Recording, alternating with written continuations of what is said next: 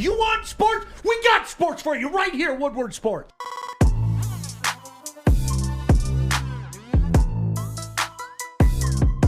I'm never late. I'm always on time. Oh. When have I ever watched him? I want wings and pizza. Is wings and pizza? I want wings and pizza.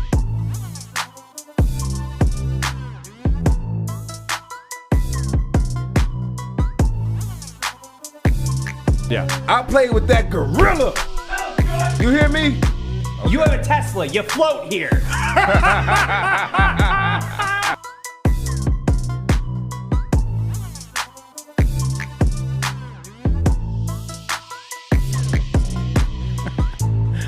Something that we just caught that we were all just laughing at is when Joique first did the I want the gorilla. I need that gorilla. And like poor Scott Bischoff, the look on his face is priceless. And coincidentally, nobody has seen Scott Bischoff here since that happened. Coincidence? I think not. You didn't eat him, did you? No face, no case. Police department. Good morning. An investigation. How are you? Fantastic then. Joique Bell, Terry Foster, Sean Baligian. I'm sorry, glad that's not correct. you could join us on Woodward Sports. That's not correct, Sean. What's that? It's Joique Bell. It's Sean Baligian. It's too cool, Terry Foster. Oh, yeah, I don't know what happened. Unfortunately, I try to avoid the stuff. I do. I think you guys have kind of figured that out about me. I ignore Art on Twitter. Is that what so now I'm too cool, Terry Foster. So I'm in trouble. Art, is that what I need to find out from Art? We need to check in with Art about this. Art is busy working because that's what Art does. Art does two things: procreates and works. Those are the two things. Those are the two things that Art does. That's it. That's pretty good. That's it. So Art and acts like an ass a little bit. Oh, he does do that. Terry. See, this is why you're no longer blissful, Terry. This is why. And Sean, I expected better out of you. I'm sorry. I'm not being mean. Can you give a better explanation of what he does? Procreate and work. I'm more than just my children, you know? That's true. I'm a powerful force here, according to you, which I appreciate. That was disrespectful, and I'm going to apologize to you. But I do procreate a lot. You're right. Yeah. No, Terry, I was upset with you because I had been tweeting at you for the past couple weeks to get some of your clout, and you just don't respond. So I had no other option than to call you out. Blissful Terry is a man of the past. I'm sorry. Let me take this one. Joique, when someone's having a conversation, it's respectful to raise your hand before talking. Let me take this one. It's funny because he wanted you to communicate back with him after he reached out to you, right? Because why was you reaching out to Terry? Because he didn't know what Memorial Day was, if it was the start of summer or the end of winter, and I said both. Keep up with the times, Terry. That's all. You know. I thought your response was a little bit chippy. Disrespectful, so I ignored you. I would never. And the other thing is, too, is this place has turned me into a bad person, and I would like to apologize for that. You know, before I started here, I was blissful. Now, I'm arrogant Art. I don't like it. So I'm sorry, Terry. Yeah. Please don't unfollow me. I actually had a critical question for Sean Baligian. Oh, good. I like critical questions. Yes, go. Until you disrupted me. All right. I'm sorry. I have been reading for the last couple of days how the Toronto Maple Leafs are chokers. Yes. And I know, suppose they choked against your favorite team. Did they ever? The Montreal Canadiens. The Canadiens de Montreal, yes. So how, as a Canadiens fan, do you view it? Is it a Leafs choke, or did the Canadians step up and just become badasses? You know what? I hate to go Art on you. It is a little of both. It is. They were dead, Terry. They were dead. Game 4 was unwatchable. Like Toronto could have beaten them 8-0. They were dead. Did you turn the TV off? No, I didn't turn the TV off, but I told you it was because I was so thoroughly convinced that the series was over in Game 5, I could not watch Game 6. I lost the right to watch Game 6. You did? I confessed it. I lost the right. Were you a fan? So, are you a fan? Real quick, are you a fan of that team? Yeah, but when you let emotions get in the way, you don't think clearly. Ask any Lion fan out there. Yes, Terry. Unfortunately, it's the Leafs going Leafs. They've done something like this so many times. They've had so many good teams. I mean, they were by far and away the best team in that shitty Canadian division, and the Canadian division was shitty. I mean, there's no doubt about it. And they had no business losing that series. They really didn't. But are you happy today? Of course. Okay. Yes, Just of asking. course. And, Okay. Then they beat it. They beat a team that dominated them in the regular season last night in the playoffs. Obviously, it was overshadowed by a big hit that we'll get into in a little bit. But are those hits not allowed? Is frowned upon? Those type of hits? Can we get into that later? Because that's a great question. It really it's a great question because it's a generational thing. I'm telling you, it's a generational thing. It is, and in today's league, unacceptable. And he'll get suspended for it. You'll find out later today. He'll get suspended for it. Sure, he's not going to get a $200 fine. I don't think it'll be a $200 fine. Like Tom Wilson. Yeah. I don't understand. Was it a clean hit? It was just hard. Was it clean or no?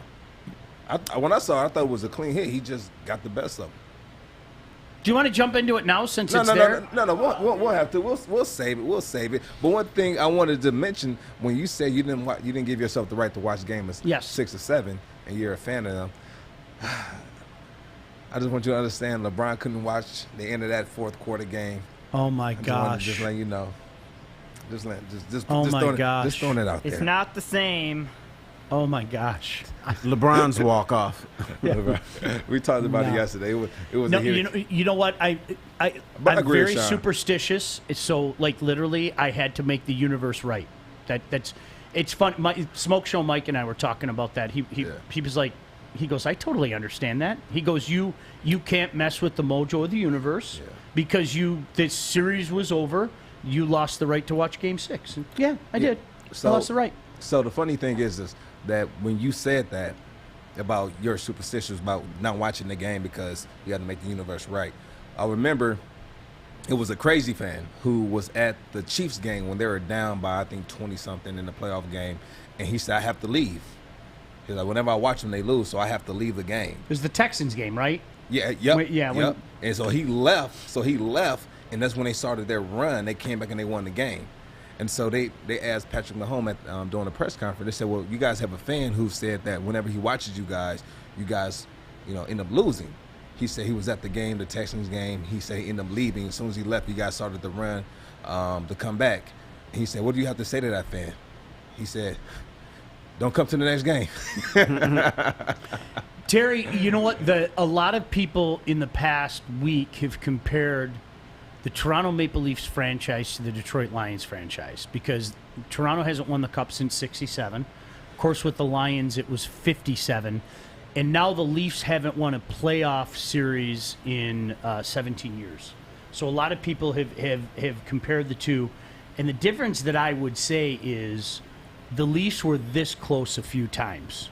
For the Lions, it was that one magical year, 91, and we know what happened in Washington that day. Yeah. So I think that's the difference. But the Leafs have had good teams, but they leaf. But aren't they kind of Canada's team? I think so. I think as time has gone on, that's kind of the way it's gone. I mean, is the nation mourning that Montreal beat them? No, I don't think so. I think because you have a series that you've never seen before, like the Jets and the Habs had never played in the playoffs because they were always in the West. I think people are pretty happy about that. Western Canada versus Quebecois, and so I think people are pretty happy about that. But the Leafs are they're the Leafs. You got to remember, the country hasn't won the Stanley Cup since 1993. The beacon of all that is right in hockey and the comparative to everything, a team from Canada hasn't won the Stanley Cup since 1993. So it's crazy. It's crazy how that works. Because the Maple Leafs have become the Loafs. They're the Leafs. It was so Leaf. Poor things. It was, if there are any Maple Leafs fans, you guys explain it because you guys know better than I do. I mean, I can't imagine what it's like for you guys. You had no business losing to that team. Hi, Fish. Sean, have you been to Vancouver or British Columbia? I've never been out there. No, I heard it's absolutely beautiful. When It's breathtaking. Yeah, I've heard it's beautiful. Have you been there, Terry? Yeah. Been there about 3-4 times. Okay, me and Art, we want to go to British Columbia. Sean, you want to come along? Well, do you want to go to British Columbia and tour, or do you want to go to Vancouver, British Columbia? It's two different things. The Vancouver, British Columbia. Okay. What's you the should, other you British should go. Columbia? You should go. It's beautiful. Go to Stanley Park. There's a bunch of stuff. They got little districts for little beatniks like you who would like it. He said, "What's the other?" Yeah, what's the other British Columbia? Are there two? Well, it's sort of like Michigan. You can come to Detroit, Michigan, or you could go to the UP, or you can go to Mackinac. British Columbia is just a beautiful place. They got islands and all kinds of stuff. You can take ferries over there. Vancouver is a city. Yep. It's a beautiful city surrounded by the rest of British Columbia. Can I not go to both? Huh? Can I not go to both? You can go to both. I'm just telling you. If you're a skier, I've heard Whistler is just, everybody just, ooh, Whistler. Everybody goes nuts about it. So, yeah, there's a lot of, I never knew that. So you and Art are going to take a road trip? We want to go to British Columbia. I would kill to have a video. You're invited to go to British of Columbia. Art and Fish's trip to Vancouver. Are you guys driving? Hell, well, I don't know. Yeah, I that's mean, a hell of a drive. I'm not driving 99 hours to get somewhere for less than 5 days. If I'm driving somewhere for 99 hours, I must be there for over 99 hours. They got flights. You know what you should do? You should. Oh, you can't go to Canada. You can't go to Canada. You can't. Not now, but in Eventually. 2, 3, 4 years. No. I mean, I think they opened up Canada on July 1st or something like that. I could be wrong, but I haven't heard officially. yeah, I it's just haven't. rumors, but we'll see what happens. Yeah. All right. Listen, when we come back, we'll talk about the NBA playoffs. Pistons making some personnel moves. We'll get into that as well. So glad you could join us. Joique Bell, Terry Foster, Sean Baligian. This is Woodward Sports. Tony is a third-generation logger that has a simple, practical approach to life and work. That's why his Coast DX342 knife is perfect for him. The stainless steel blade is rust-resistant and made for all-weather use. And the double roll-lock safety ensures that it will never inadvertently close when he doesn't want it to. That's why Coast is trusted tough. How much have you guys been in? Terry, I always use the phrase to Joique, like sports plate. Like this time of year, your plate is full. So it's like, if you're an NBA fan first, you're going to watch the NBA at night. If you're an NHL fan at first, you're an NHL fan. You're a baseball fan and the Tigers are on, I guess you're going to watch the Tigers, whatever the case may be. Have you been dialed into these playoffs? Other than Joique making excuses for his boy LeBron. I've been split. I've actually been watching the NHL playoffs more than NBA playoffs. Have you? Yes. There's a lot of compelling storylines. I'm always fascinated by Vegas. I just keep thinking Vegas is going to disappear one day because they've been in the league for 2 years, but they don't. They kind of hang in there. But Colorado's kicking their ass. I think they're the best team in hockey. Yeah. They really do. If it's possible to get an ass kicking in the NHL. I like them. I'm fascinated by Fleury, their goaltender, because he sucked in Philadelphia. At least that's what they said. That he's not a good goaltender. And then he goes to Vegas, and now he's a good goaltender. It's amazing how that works out, isn't it? I know. Sometimes it's like, I always use this term about Anthony Mantha here in Detroit. Sometimes you're a change of scenery guy. Sometimes it just needs to happen. And a guy with Mantha, he needs a facilitator, a guy that can get him the puck. I expect him to do all right. I don't know if he's ever going to be a star, but I expect him to do all right and score some goals and everything. So, the NBA playoff storylines, to me, so much of it revolves around LeBron James. I mean, as usual. You turn on ESPN. I mean, I wish I could flip the channel right now to see what's on ESPN right now. I am sure they're still somehow debating LeBron's legacy. Can LeBron bounce back from walking off the court? It just and turning it into, I always use this term. I know I told you, Joique. Yeah. The NBA to me has turned into a soap opera for men. It really has. And I think it's ESPN's coverage. It's done it. But there's always some kind of drama or some kind of beef or something like that. And I can't keep up with that. It reminds me of when I was younger and I was addicted to All My Children. And I was. I openly admit that. I was absolutely, positively addicted to a soap opera. Terry, you're smiling because my guess is you did the same thing. I would come home from school, college, and nothing else was on TV, and I would turn on, and I just got sucked in for about 3 years. I'm ashamed to say, what was the city that froze? Was that All My Children or a different soap? It was like Port they had an Arthur. episode every single day. Is that All My Children?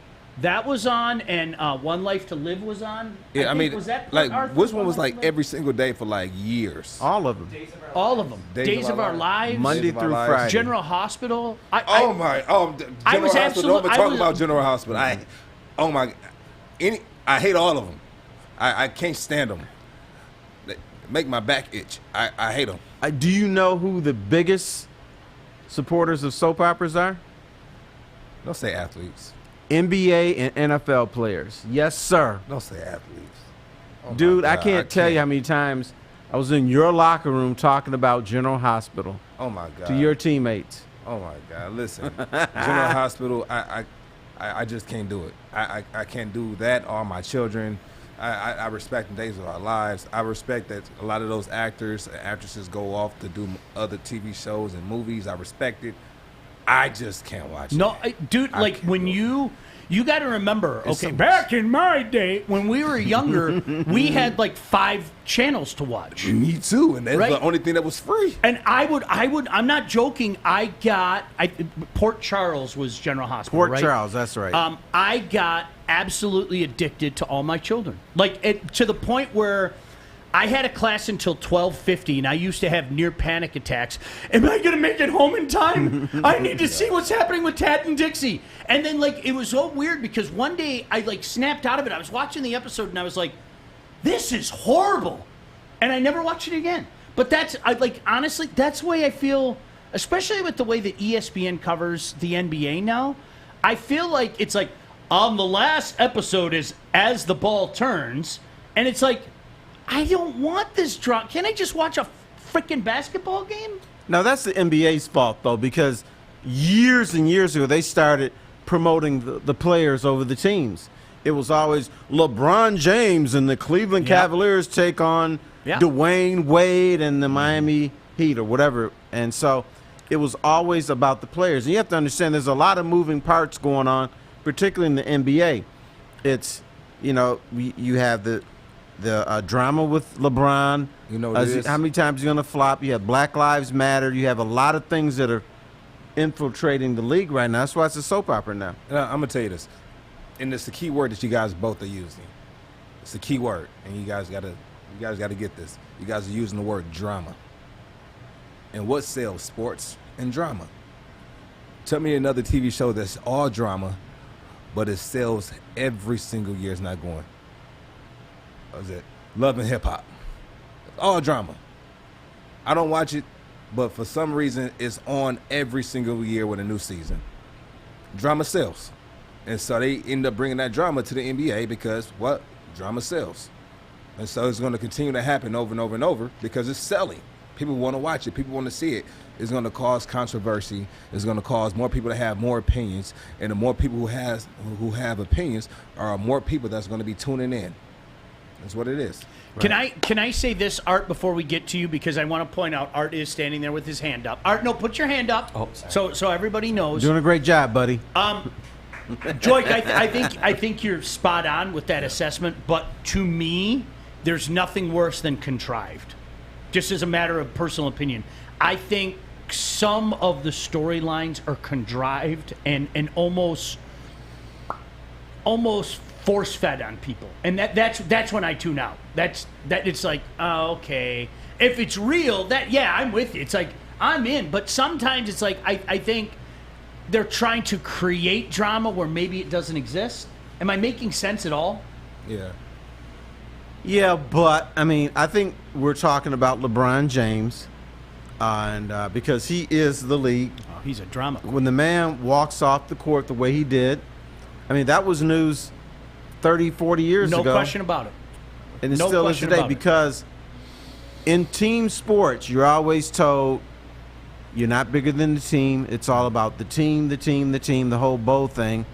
And it looked like LeBron, I could be wrong, just said, fuck it, man. These guys are us. We're not good. I'm out of here. Joique said he had to go to the bathroom. He did. He had to go to the bathroom. Yes, you know what it is, though? Go ahead. I can my speaking skills, I can influence a few people that really think that he went to the bathroom. He went to the bathroom, Very rhetoric, right? Arthur. Very rhetoric. The sport that I follow, obviously, with MMA, they have The Ultimate Fighter. Have you ever watched that?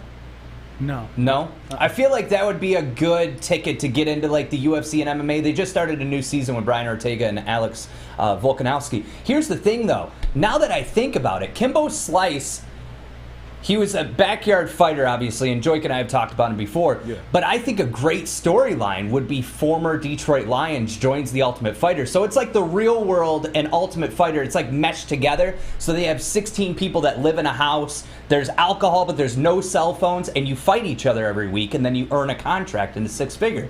I think Joique could do well on that show. Any thoughts? No. No? Why? Not with that attitude. No.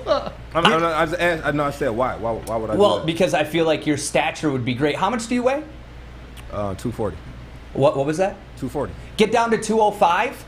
Why? Some John Jones weight? Compete for the title? Could you imagine?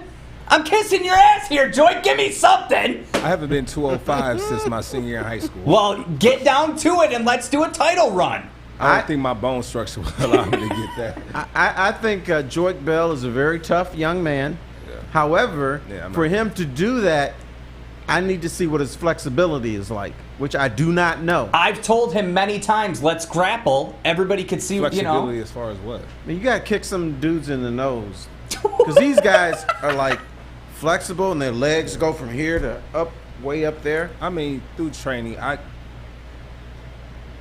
I'm pretty flexible. So you want to do it?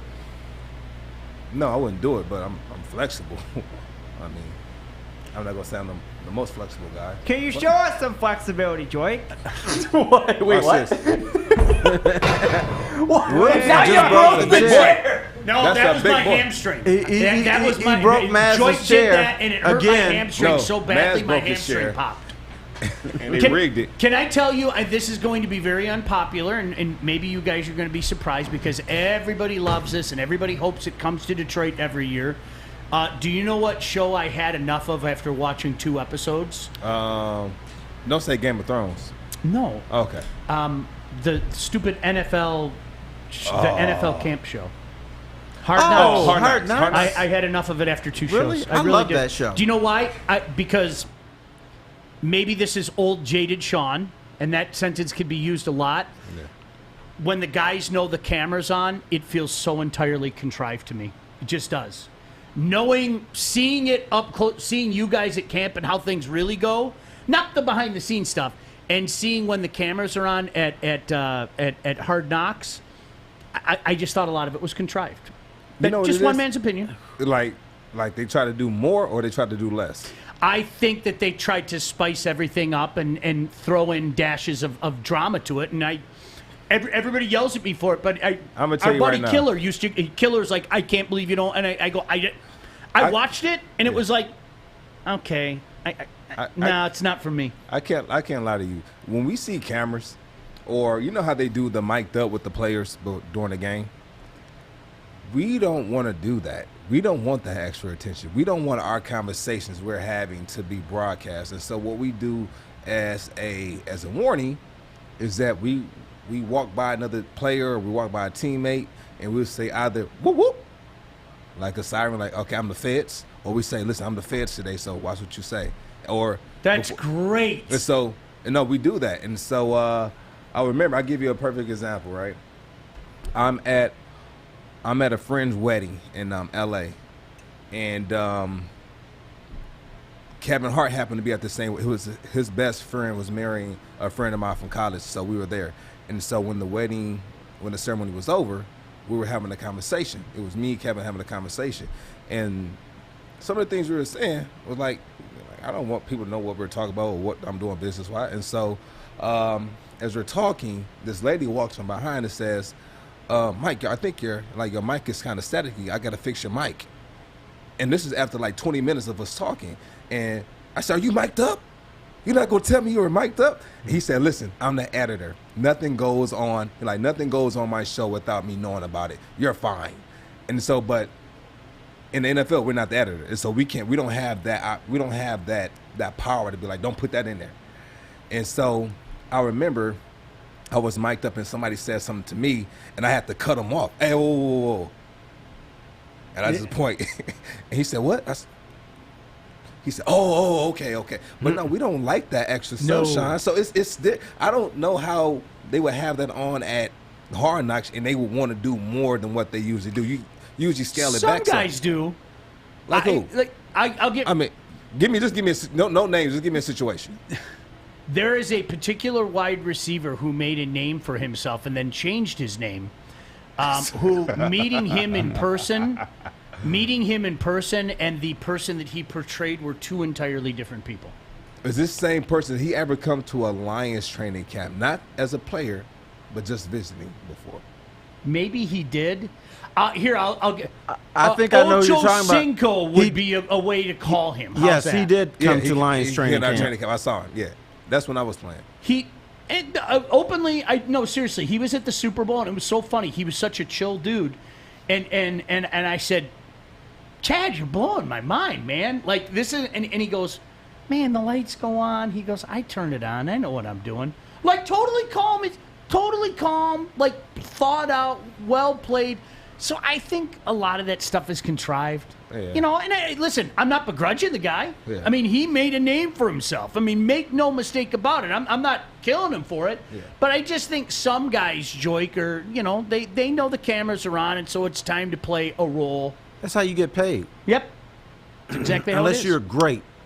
You got to have some shtick or something like that. But I think Hard Knocks is so compelling because it shows a different side of football. We're told this happens. Then Hard Knocks, no, it happens like a different way. Yeah. Happens like this. I like the show. Good stuff. All right, some of the changes with the Pistons. What does it mean? Terry, I'm going to pick your brain about this. Pick your brains as well. But first, I want to tell you about 8 Mile Vodka. It's born in Detroit, distilled in single 90-liter batches to allow for optimal quality control and care.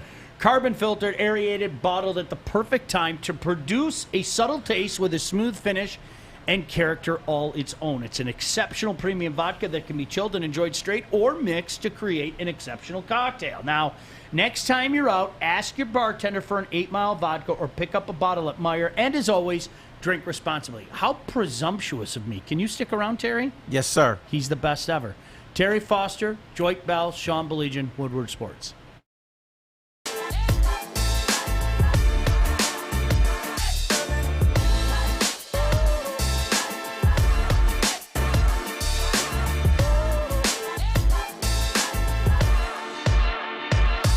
Guys, I'm D-Mac. Hey guys, I'm Pilar. That was a little slow. All right. Hi, I'm D-Mac. I wasn't ready. I was doing this. Hi, I'm D-Mac. Hey, I'm Pilar. I'm Maz. You're lit. Hi, I'm D-Mac. I'm Pilar. I'm Maz. We suck. You suck. Catch us Monday to Friday, 3 to 5. Every day, right here on The Hook. On Woodward Sports Network. You brought it up, Fish. It's your fault, okay? I hate cruises.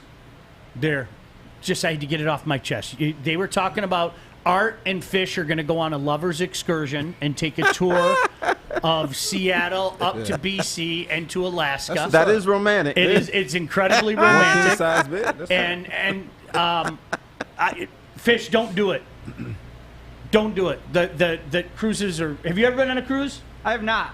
They're miserable. I'm sorry. Why are they miserable? I've been on cruises. I've been on one cruise, and I actually enjoyed it. Hated it with a passion. Everything's miserable to you. You've reached that age. Hey, You've reached that age. True. You're like, your damn boat goes too fast. Listen, I'll drive. You know what? We're taking a vacation in when are we August. Going? We're going to the UP. Oh, and I'm finally taking the kids to the UP. Seriously? That's not miserable to me. No, but you said the kids. We played catch together. When are we leaving? All right, I'll come pick you up. I'll swing over Holly. It's on the way. So I'll swing over to Holly. Yeah, my mom said the same thing. I'm still waiting. So what are we doing? When is the dates? When are we going? First week of August. Okay, cool. I'll have my bags That packed Is it the tomorrow. first week of August? First week of August, we're going.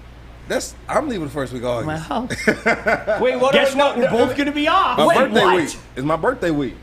Oh, you're a grown man that celebrates a birthday week? My God. Oh, I'm a grown man that want to go with another grown man up north with his kids? Yeah. Yeah. I'm sorry that you're not part of the Baligian family. Get in line.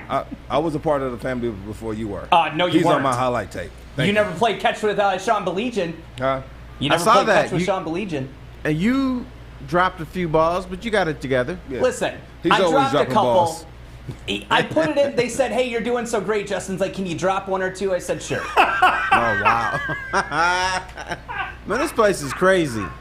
Did you see the way he threw?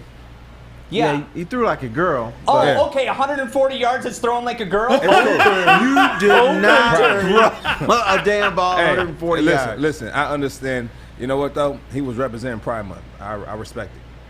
I respect it. Art, you did, you know what, the I respect first it. throw, when you brought it in, I remember what I said as I said, way to bring it in. We got to work on your technique, like Joique was talking about. Yeah, but how You don't can you catch. work? You know, I never seen a grown man catch the ball like this. God, That was more like jealousy. this. Jealousy does not look good on Joique. I'm like, Jealous I didn't Joique. understand it. I've never Jealous seen that Joique. before. Have you ever seen that on Hard Knock?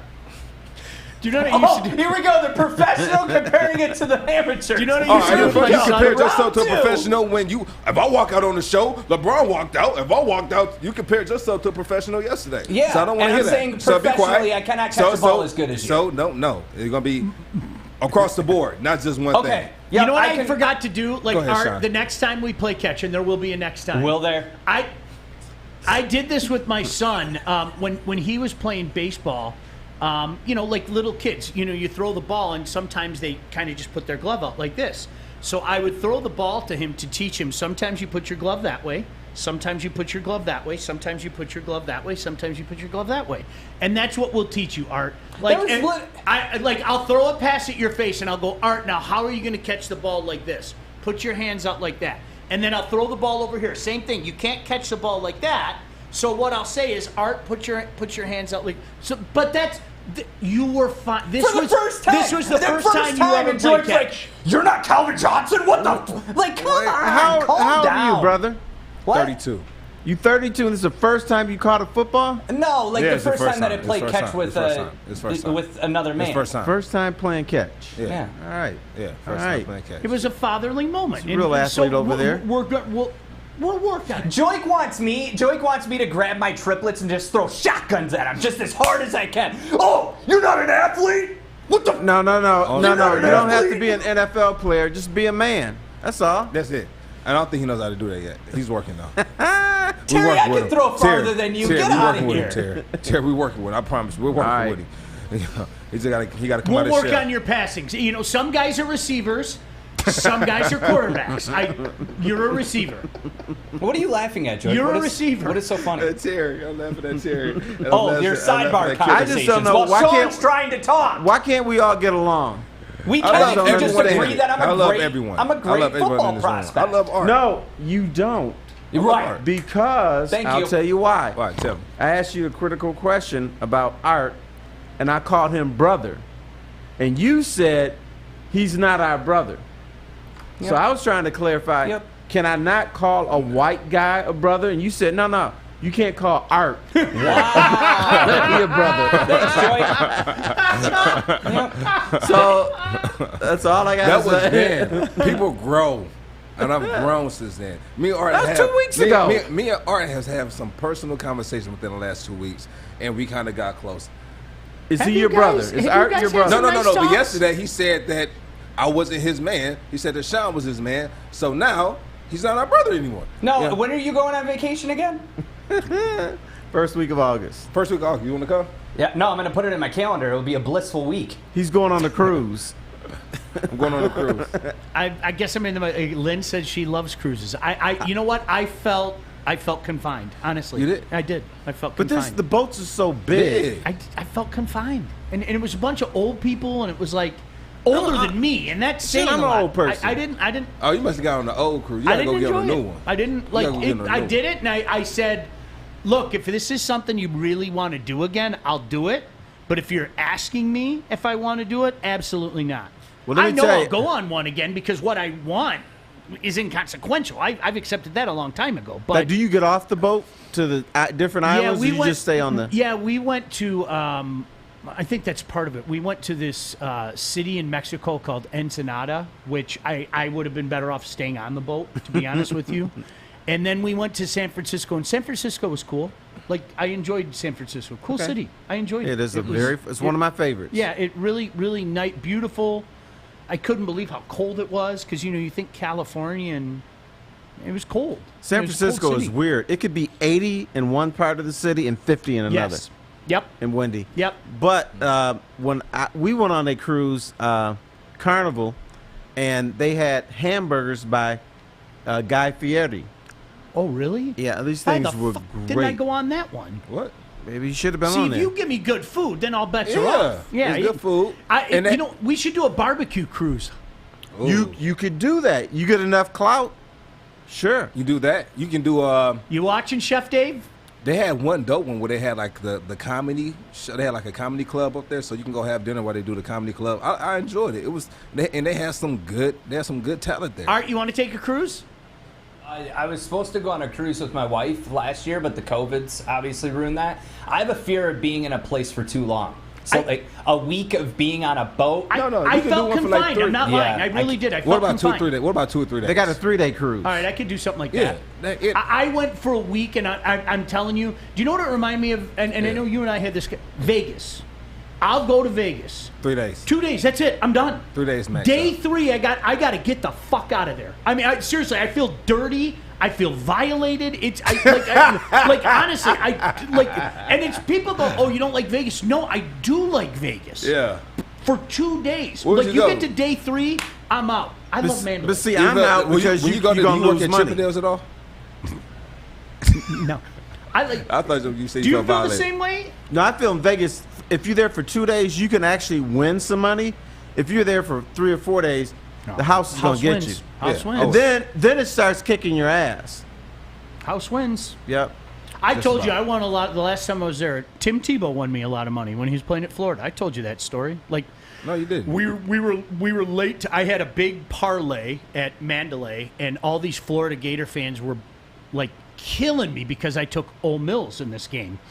And I said, I don't care if Florida wins. I'm getting 7.5 points. Well, Ole Mills ended up winning outright. So my wife's like chirping at me, going, "We have to be at whatever Paris or whatever the place where the Blue Man was playing." And I said, "Just 2 minutes. 2 minutes. I can't believe you're doing this. We're going to be late to the show."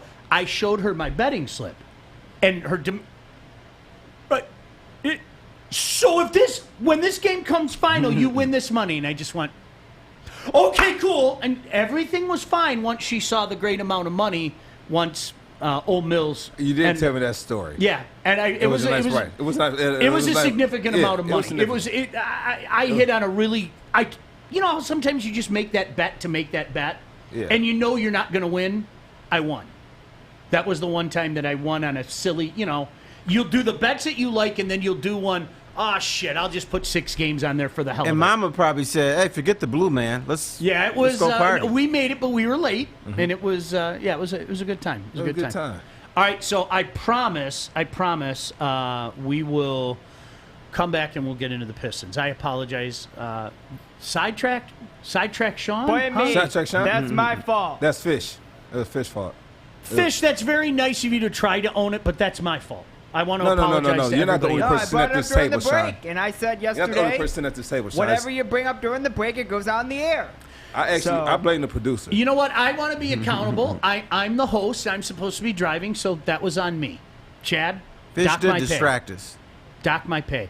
All right, we'll come back into the Pistons next. What does it mean? We'll find out when we come back. This is Woodward Sports. Bridge Street Exchange, downtown Fenton. I'm trying to find me a shirt. Ooh, look at these swimming shorts. What are you doing over there, Stick? I'm trying to find me a drink. Ooh, look at these bonfire bitters. Ready for summer. Let's go. You don't fumble the ball at work. Hey, Joique Bell, Sean Baligian. See you guys next weekend.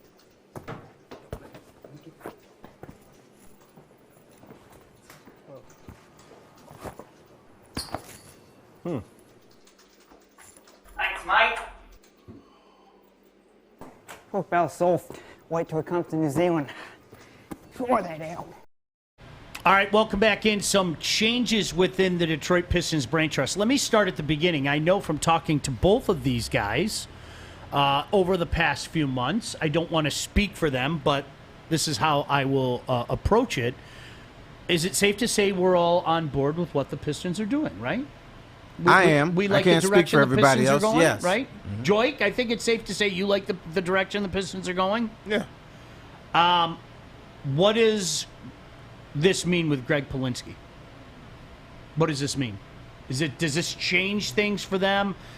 They've decided to mutually part ways. I know some people, like on Twitter last night, were going, "Oh, this is terrible." I'm telling you point blank, I don't know enough about this.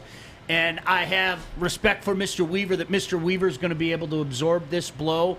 Is this just, Terry, how do you read this one? I don't really read it. Did Troy Weaver leave? He didn't. I feel the same way. Glad to hear you say that. And it seems like they want to bring in John Beeline. So, I mean, maybe it's an upgrade as far as I'm concerned. We don't know. I mean, when I see people making these drastic, here, there, and everything, I think, first of all, you start with what Terry said. Okay, is Troy Weaver still here? Because I'll tell you what, by all appearances, that man gets it. That man gets it. He's not going okay? anywhere. I don't know if it's going to... Seriously, I don't know if in 2 years we're going to wake up one morning and the Pistons are going to be in first place and the glory days are back and it's... I don't know any of that stuff. I know that he sat back and said, the way we've operated hasn't worked, so let's do something different. And so he's made moves to try to take this team in a different direction. And I appreciate that, because the one thing I do know is the way the Pistons were operating wasn't working, Joique. No, it wasn't. It wasn't working at all. I remember when he came in, when we spoke, and he started to rebuild the team. When we had him on the show, he kind of referred to this as well. That he wanted to build a team that resembled and embodied the mentality of the city of Detroit. And he came in, he started grabbing those scrappy players that we like to see. And we have a lot of young players, a lot of players that need molding, but you see potential there. And you see game after game after game that they're making mistakes, but they have flashes of what they can be in the future. And so it's a lot of young players that I do like. It's a few players that I like more than others. But as a whole, I think we are headed in the right direction. And I think Troy Weaver, like you said, he gets it. He gets it. He wants to be a part of the city. He wants to be a part of starting this winning culture. And like you said, he's not rebuilding, he's restoring. So, but isn't the whole blue-collar thing kind of a crutch? No. Everybody that comes in, we want to have a blue-collar team that, you can say that, but is that what he's doing? If you look at his action, I'm just tired of hearing it. Do it. Bring in good players. Make a good team. I don't care if they're soft as hell.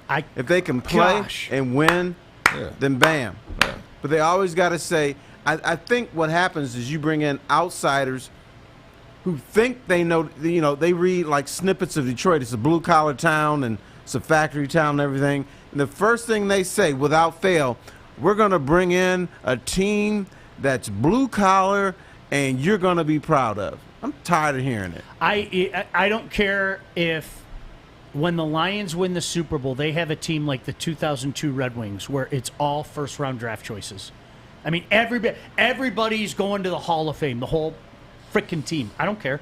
Cool. I remember this. I'll go in the reverse for a second. And, Terry, you might remember this. So the Red Wings finally made it back to the Stanley Cup in 1995, right?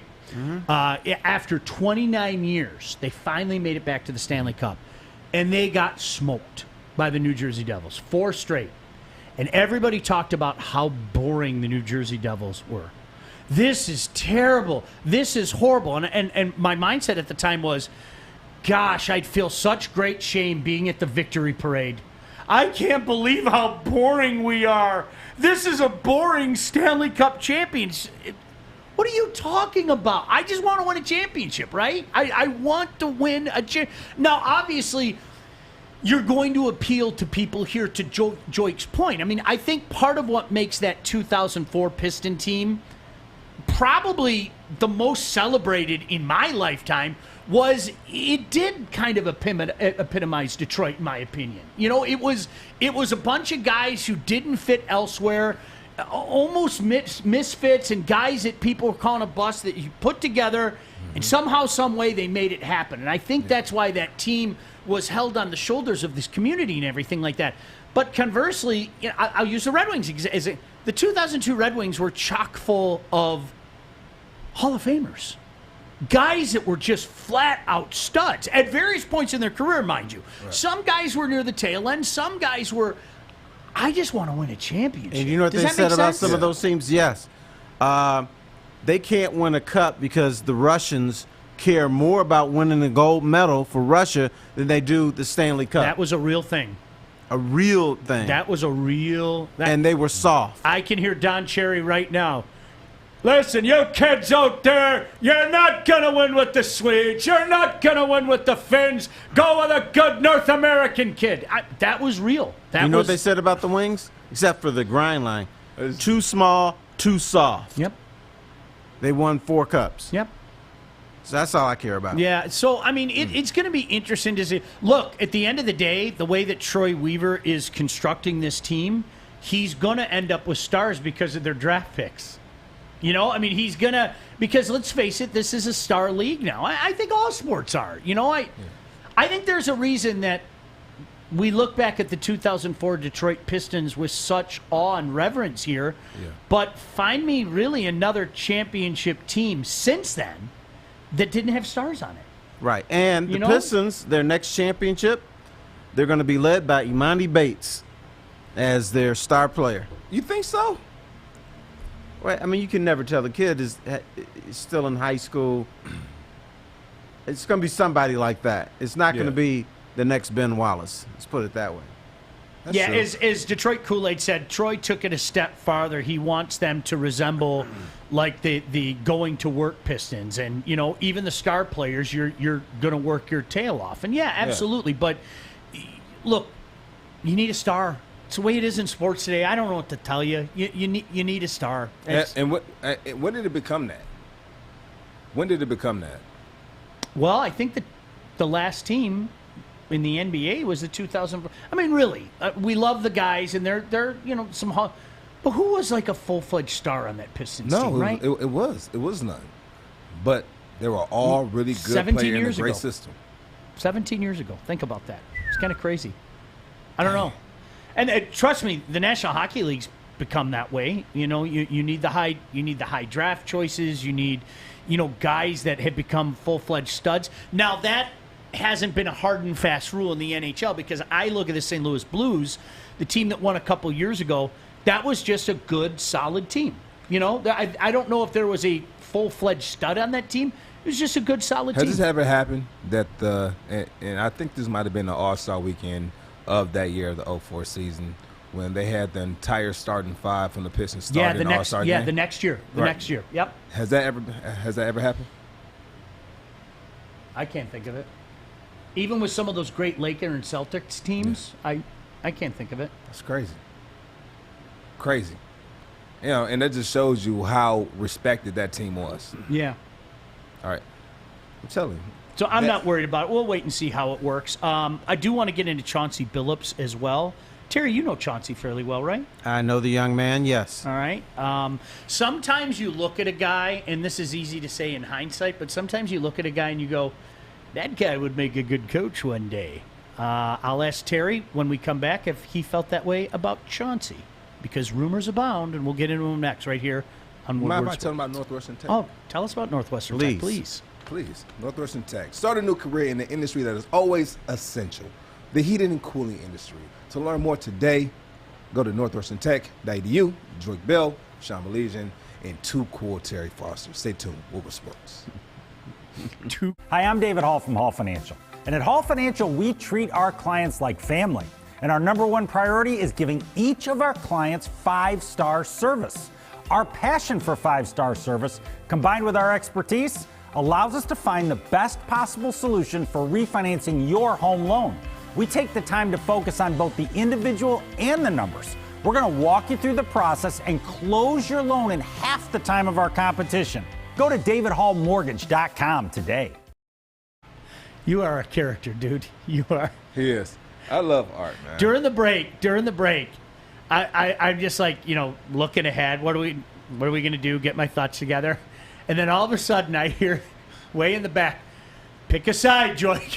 Pick a side. Terry's only here 1 day a week. Shows how much he knows about this show. He's on 2 times a week. Yes, pay attention. I know. Yeah, it's hard. It's hard carrying Joique on this show so much. Terry, now he knows. Okay. He didn't know. He Good. didn't know. Right. You sell it so hard, too. Like, he sits in the room just shaking his head with this look of disgust. It's beautiful. It's absolutely beautiful. Chauncey Billups may be the next head coach of the Boston Celtics. When I was a kid, I hated the Celtics. That was, everybody, we always talk about the Lions. For me, it was the Bears. It was, when I was a kid, I hated the Celtics. Hated them, just with a passion, because it was like, all right, Magic you could root for because he was an East Lansing, Michigan State guy. I hated the Celtics. So little Sean is screaming that a hero from yesteryear might be the next head coach of the Boston Celtics. But I think it's safe to say Chauncey Billups was the unquestioned leader of the going-to-work Pistons. Did you?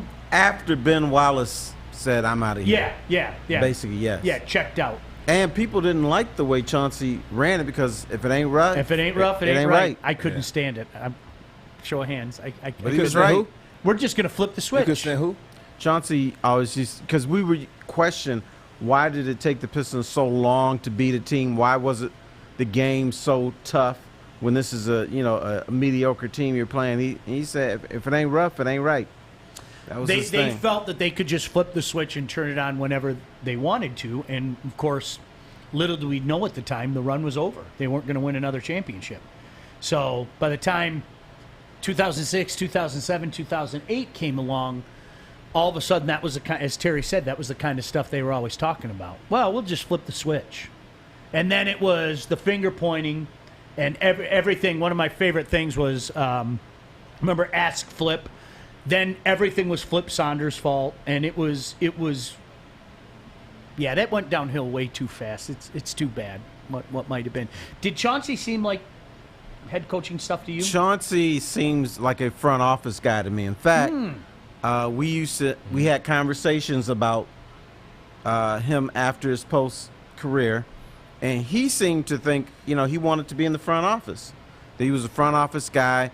I know he's gotten into with Wendy's and things like that. Yeah. But he'd always talked about trying to put together a team. We did not talk about him as the coach. We talked about him as Joe Dumars post-NBA. So that's where I see his strength. Because Chauncey, he would just look at a dude and could just say, this dude can't play, or this dude is good, or if I had these 3 or 4 guys as my nucleus, I could win. He talked that way. He didn't talk about X's and O's and strategies. And there's certain guys where you could see, okay, this guy is going to be a coach. This guy is front office. And Chauncey, to me, was front office material. No kidding. Yeah. But in the NBA, what is Players League? Put him in the right position to win. Manager 12 corporations, and I think Chauncey is so chill that he could manage that. Probably wouldn't be a good college coach though. Polished, professional, like gets it. I'm intrigued. I always like to see guys jump into it. I wish it was somebody else other than the Celtics because old habits die hard. I tell you a former Piston that does, and we talked about this, wants to be an NBA coach. He's in college right now. Jerry Stackhouse. Jerry Stackhouse talked like a future coach. Mm-hmm. He wanted to coach guys. He wanted to make them better because he had that mentality that he wasn't, but he had the mentality, I'm the best player on the floor. And he wanted to convey that to other guys. When they walk out, you're thinking, Wow. I may not be the best dude, but in my mind, I'm the best dude out here. Yeah. And you can't stop me. It all starts with you. It's funny because when you play this game, that I will always hear that if you don't believe in yourself, nobody else will. And so, and I will watch a lot of players. I can't remember what kicker it was, but I remember he missed 2 field goals, and the coach went to him and said, "You feeling? Like, are you okay?" He said, "Coach, I lost my confidence." That's what he told the coach. The coach said, "All right, son, it's all right." And they cut him. Yeah. They cut him. And so I remember when I played, I would have to find that 1-2 or why am I or my why when I played. Like, and so one thing you can never lose is your confidence. And so I would always make sure, regardless of whatever happens, I never lost that because it's mental. It's mental. Like, and people don't understand. Like, football is a physical game, but it's really 90% mental and then 10% physical. It really is. And so that's a quote from Little Giants for people who don't know. What always helps is I always used to say this. You guys remember when Michigan State had that run? Connor Cook had this incredible 13, 14, 15. Okay. When Connor Cook was the quarterback. I've never seen a guy that had the ability to forget like Connor Cook. Because I think any Spartan fan out there, Connor Cook did so many boneheaded things, right? And sometimes a quarterback hangs his head and golly gee. Connor Cook would come back out on the field, la-di-dee, la-di-da, and the next thing you know, he'd take you on a drive. The ability to forget is huge. It just is. You know who else was like that? Red Wing goalie Chris Osgood. Yeah, absolutely. Chris Osgood would, for instance, the guy McGinnis from St. Louis who had the 100-mile-an-hour slap shot, he beat Chris Osgood on a half-court shot. I think the puck skipped, but you're not supposed to give up that goal. Yep. So they lost and blah, blah, blah. Next game, just lights out. You couldn't beat Chris Osgood. And Chris Osgood's mentality was this. I'm supposed to stop every shot. The only time I can give up a goal is on a rebound. So that was his mentality. And his mentality is, I got to bounce back. This team is so good, when I fuck up, the next time I'm not going to be the reason you lost. You lost because of something else, or Ozzy's great. It's not going to be because of me. What a cerebral dude. The Langenbrunner goal, I think Wings fans will remember this, 98 playoffs. He gave up, I mean, there's just no other way to say it, one of the shittiest overtime goals you ever see. Comes back out in Game 6 and shuts him out. Yeah, that's what he. That's that was what Chris he did. Osgood. Yep. That was like it was just like, how do you bounce back from that? That's brutal. Well, I'll show you how I bounce back. I'm going to shut him out next game. I mean, it was unbelievable. All right, Terry, anything else? I know you got to get out of here. No, I'm good. All right. Thanks for having me. Ribs? Huh? Did you like those ribs? I love the ribs. That made me happy. I went to your boy. Yes. And the ribs I made before, my son said, these are the best ribs you've ever made. Then I got the ribs from the butchery. And then B said, no, Dad, these are the best ribs you ever made. I love that. And I'd like to take full credit for it, but I can't because it was just a different meat. It's so funny. My daughter Lauren's the same way. She'll go, Dad, whatever you did on this last one, do it again, like that. Right. Yeah. And I didn't even get the UP ribs. I got the baby backs. Get him some UP ribs, okay? What are you yelling? Did I make you good ribs? Is that you breaking the ribs or telling me to break? Go to break. All right, we're going to break now. Terry, always a pleasure. We'll chat with you again on Monday. You guys are gentlemen. Joique Bell, Sean Baligian. We say goodbye to Terry Foster on Woodward Sports.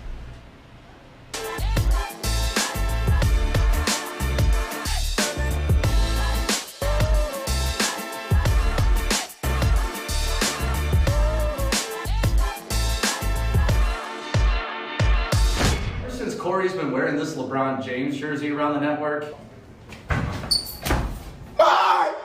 it's been falling down a lot. And you know, really, that's it. Dan Campbell is going to be the man for the Lions. Don't you agree, Corey? I didn't even touch you.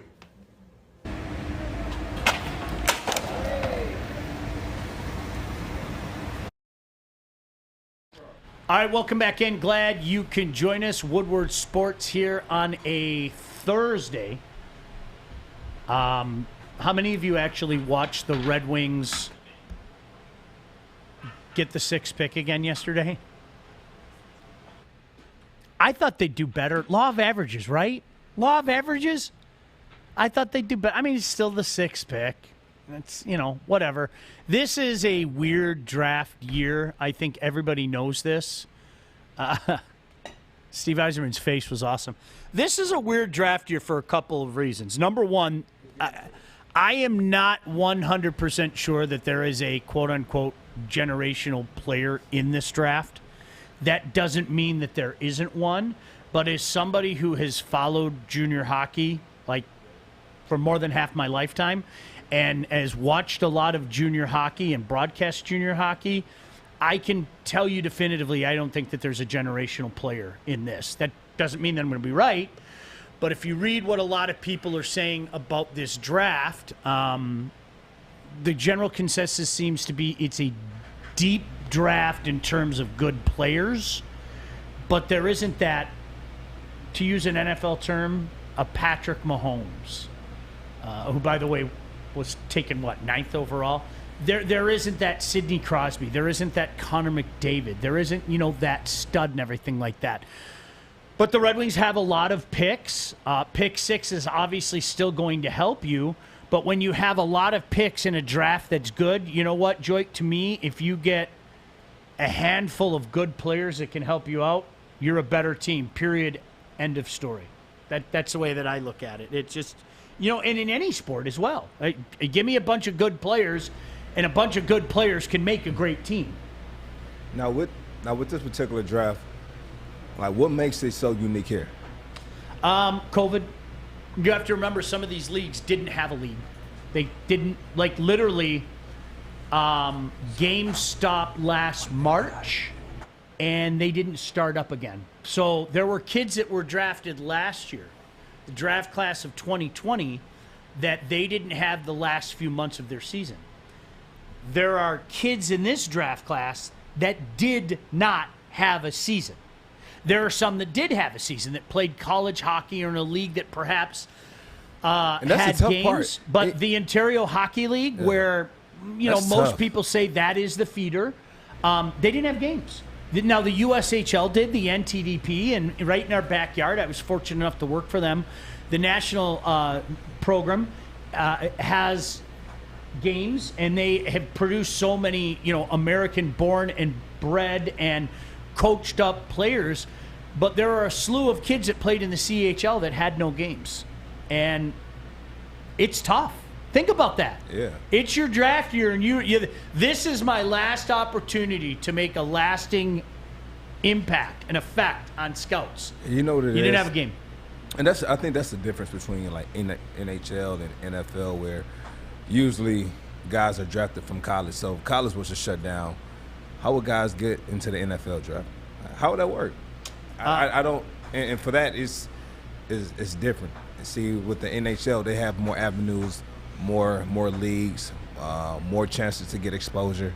But if you shut down the NCAA football, it'll be tough to have a draft the following year based off of a following season. You got it. I mean, all right. So you got it. That's exactly what it is, That's Joique. tough. Have you kids that thought at some point in time, when their season ended last year in March, well, it doesn't matter. I'll report to Windsor. I'll report to Saginaw. I'll report to Flint. I'll report to Peterborough. We'll play at some point in time. Nothing. It's tough. Hi, Arthur. We not only have Steve Eiserman's comments, but we have our very own, and more importantly, Darren McCarty's reaction to getting the number 6 pick. So here you go. Detroit, no Detroit, no Detroit. Number 6 overall selection. No Detroit. 21 NHL. No draft. Detroit. Belongs to the Detroit Red Wings. Fuck! Fuck! Not Detroit. 6 didn't move. Fuck! And then we have Steve Eiserman as well, so let's play that clip. What's the chapter in the book that you're going to write someday about the draft lottery? What's the title of that chapter going to be called? I have to give that some thought. I'm not much of a writer. If you could put into context or put into words what this night means to you. I know you said last year, listen, you can find a good player at any position.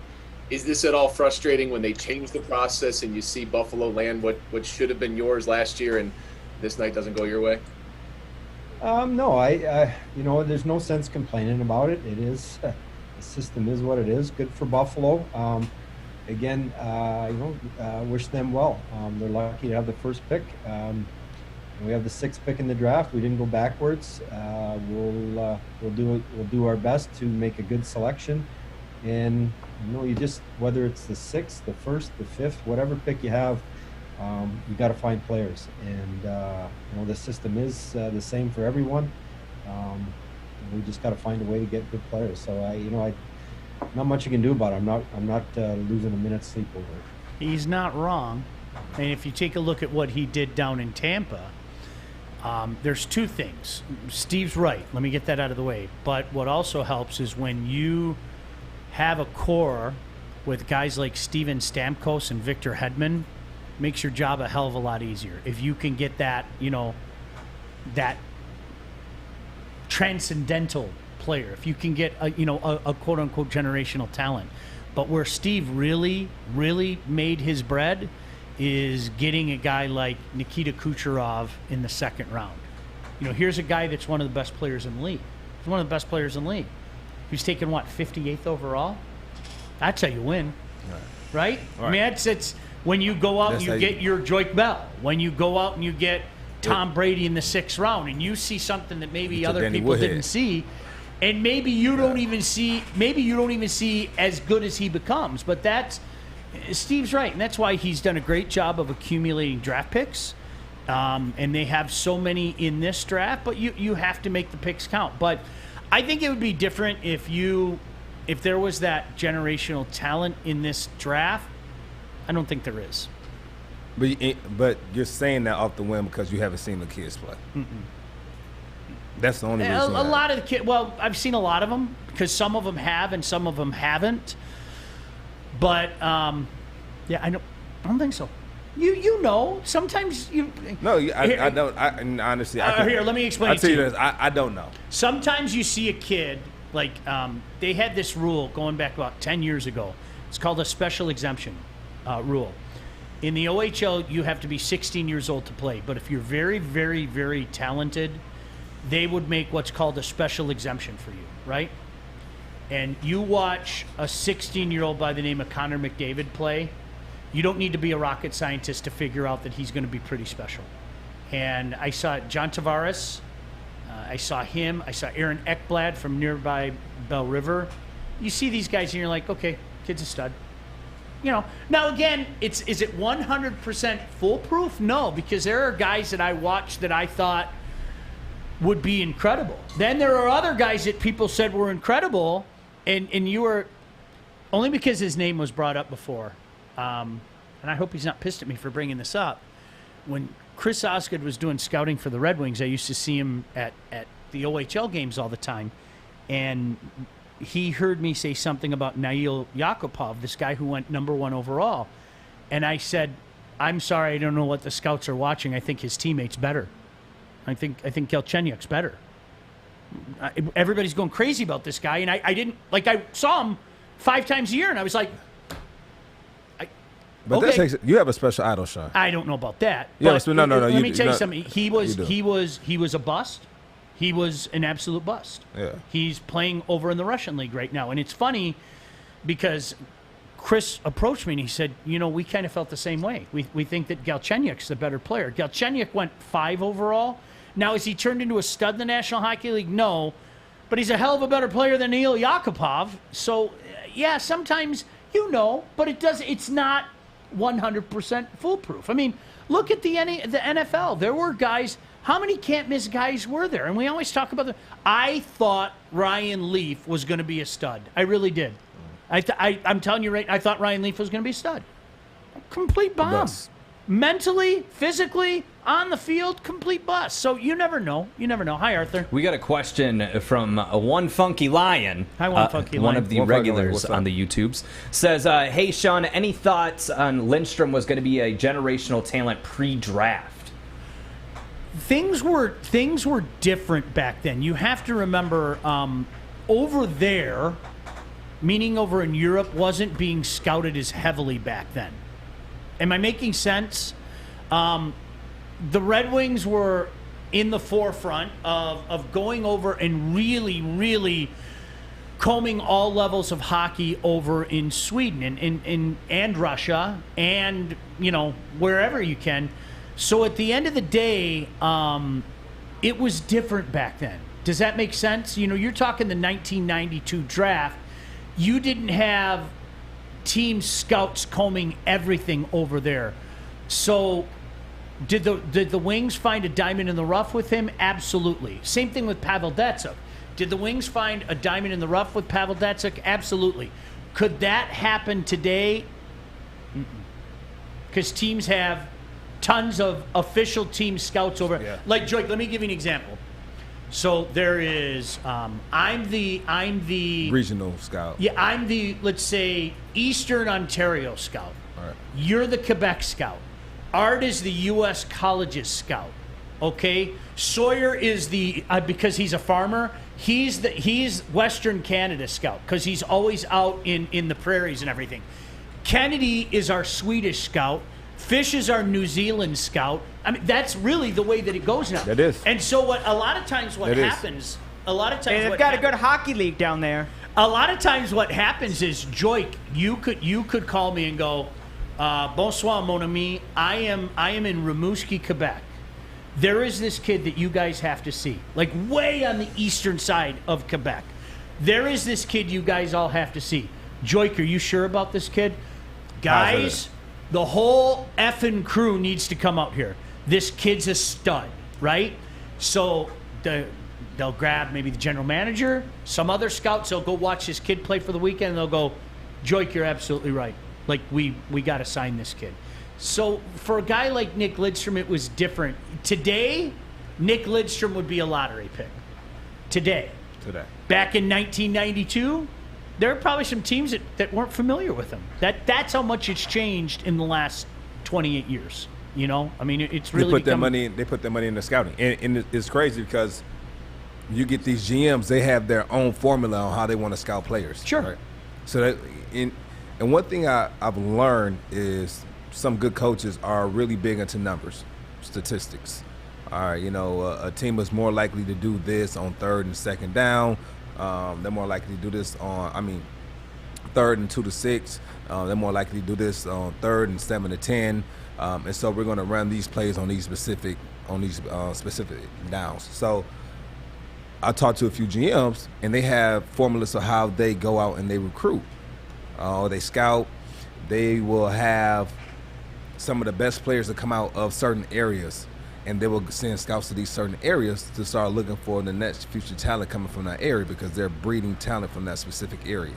And so I remember I was talking to a scout, and they said they wanted to relocate him to another location because the location that he's in, not too many players come out of that location. Now, does that take away from, say, a guy like me who go to a Wayne State where not a lot of guys come out from, but every so often you get that one guy who might come up, but you got to think about it. I still had a few guys come out, Dante Dunn, Troy Burrell, Joe Long, Jeremy Jones, and then myself. And so you had all these different guys. Accra played in the CFL. Actually, Accra he was on the Lions during training camp. Yep. Right. And so you have guys coming out, but they're not top tier guys. So let's not spend too much time there. You know what's really interesting too is the hockey effect, and what I mean by that is, so the Pittsburgh Penguins won the Stanley Cup in 1991 and 1992, right?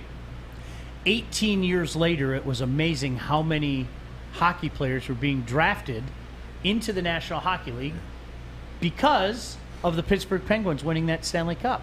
Because these kids were born to parents who watched this and thought, wow, this is pretty cool. And these kids grew up in an era where the Pittsburgh Penguins were a thing. So all of a sudden, these kids that maybe were playing football or baseball or basketball now go, I want to play hockey. So all these towns along western PA and eastern Ohio are full of kids playing hockey now. And St. Louis, Missouri's like that. St. Louis, Missouri had a huge blow up. Raleigh, North Carolina, when Carolina moved down there and they won a Stanley Cup in 2016. St. Louis?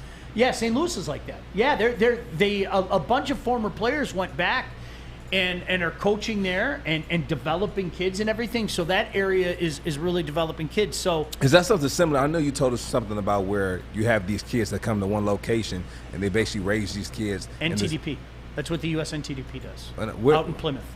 So Yeah. you have to get invited. Let's say little Joique Bell out of Benton Harbor, you were a stud hockey player. So they invite you very quickly before we go to break. They'll say, Joique, we want you to come to our camp. And then they'll watch you guys play for a few days, and they go, I want this kid has to be here. So basically what they do is you Tell us when we come back from break. All right, I'll tell you when we come back from break. I'll finish it when we come back from break. Joique Bell, Sean Baligian. This is Woodward Sports. Tony is a third-generation logger that has a simple, practical approach to life and work. That's why his Coast DX342 knife is perfect for him. The stainless steel blade is rust-resistant and made for all-weather use. And the double roll-lock safety ensures that it will never inadvertently close when he doesn't want it to. That's why Coast is trusted tough. All right, so just to finish the story, and Joique's asking us questions, there are two teams. There's a U17 team, under 17, and a U18 team. So what happens is if they invite all of us in the room and decide we're only keeping Kennedy and Joique, okay? What happens is you are now part of the U16 team, and you stay at a Billups house. You go stay at my house, right? Like when my daughter graduates from high school, because no disrespect, I don't want a 16 or 17-year-old boy living in the same house as my daughter. But when my daughter goes away from school, I'll bill it somebody because I live close to the rink. I'll bill it somebody, yeah. So you're from, pick a spot. You're from Florida. You grew up playing the game in Florida. You come here, you live in a Billups house, my house. You go to school locally, and you play hockey for the NTDP. And then you graduate to the U17 team. You graduate to the U17 team. And if you're good enough. Those are the kids, most of them do. Those are the kids that end up, that's their draft year. That's their draft year. So the U17 team plays in a league called the United States Hockey League. And you aren't getting a stipend, you aren't getting paid, so you can maintain your collegiate rights if that's what you choose, and then you get drafted. And so many first-round draft choices. It's a really cool thing. And that sounds like collusion. When people, Sean, nobody's colluding. Nobody's colluding because these are the Americans saying these kids don't. They're not on another team. This is under the umbrella of USA Hockey.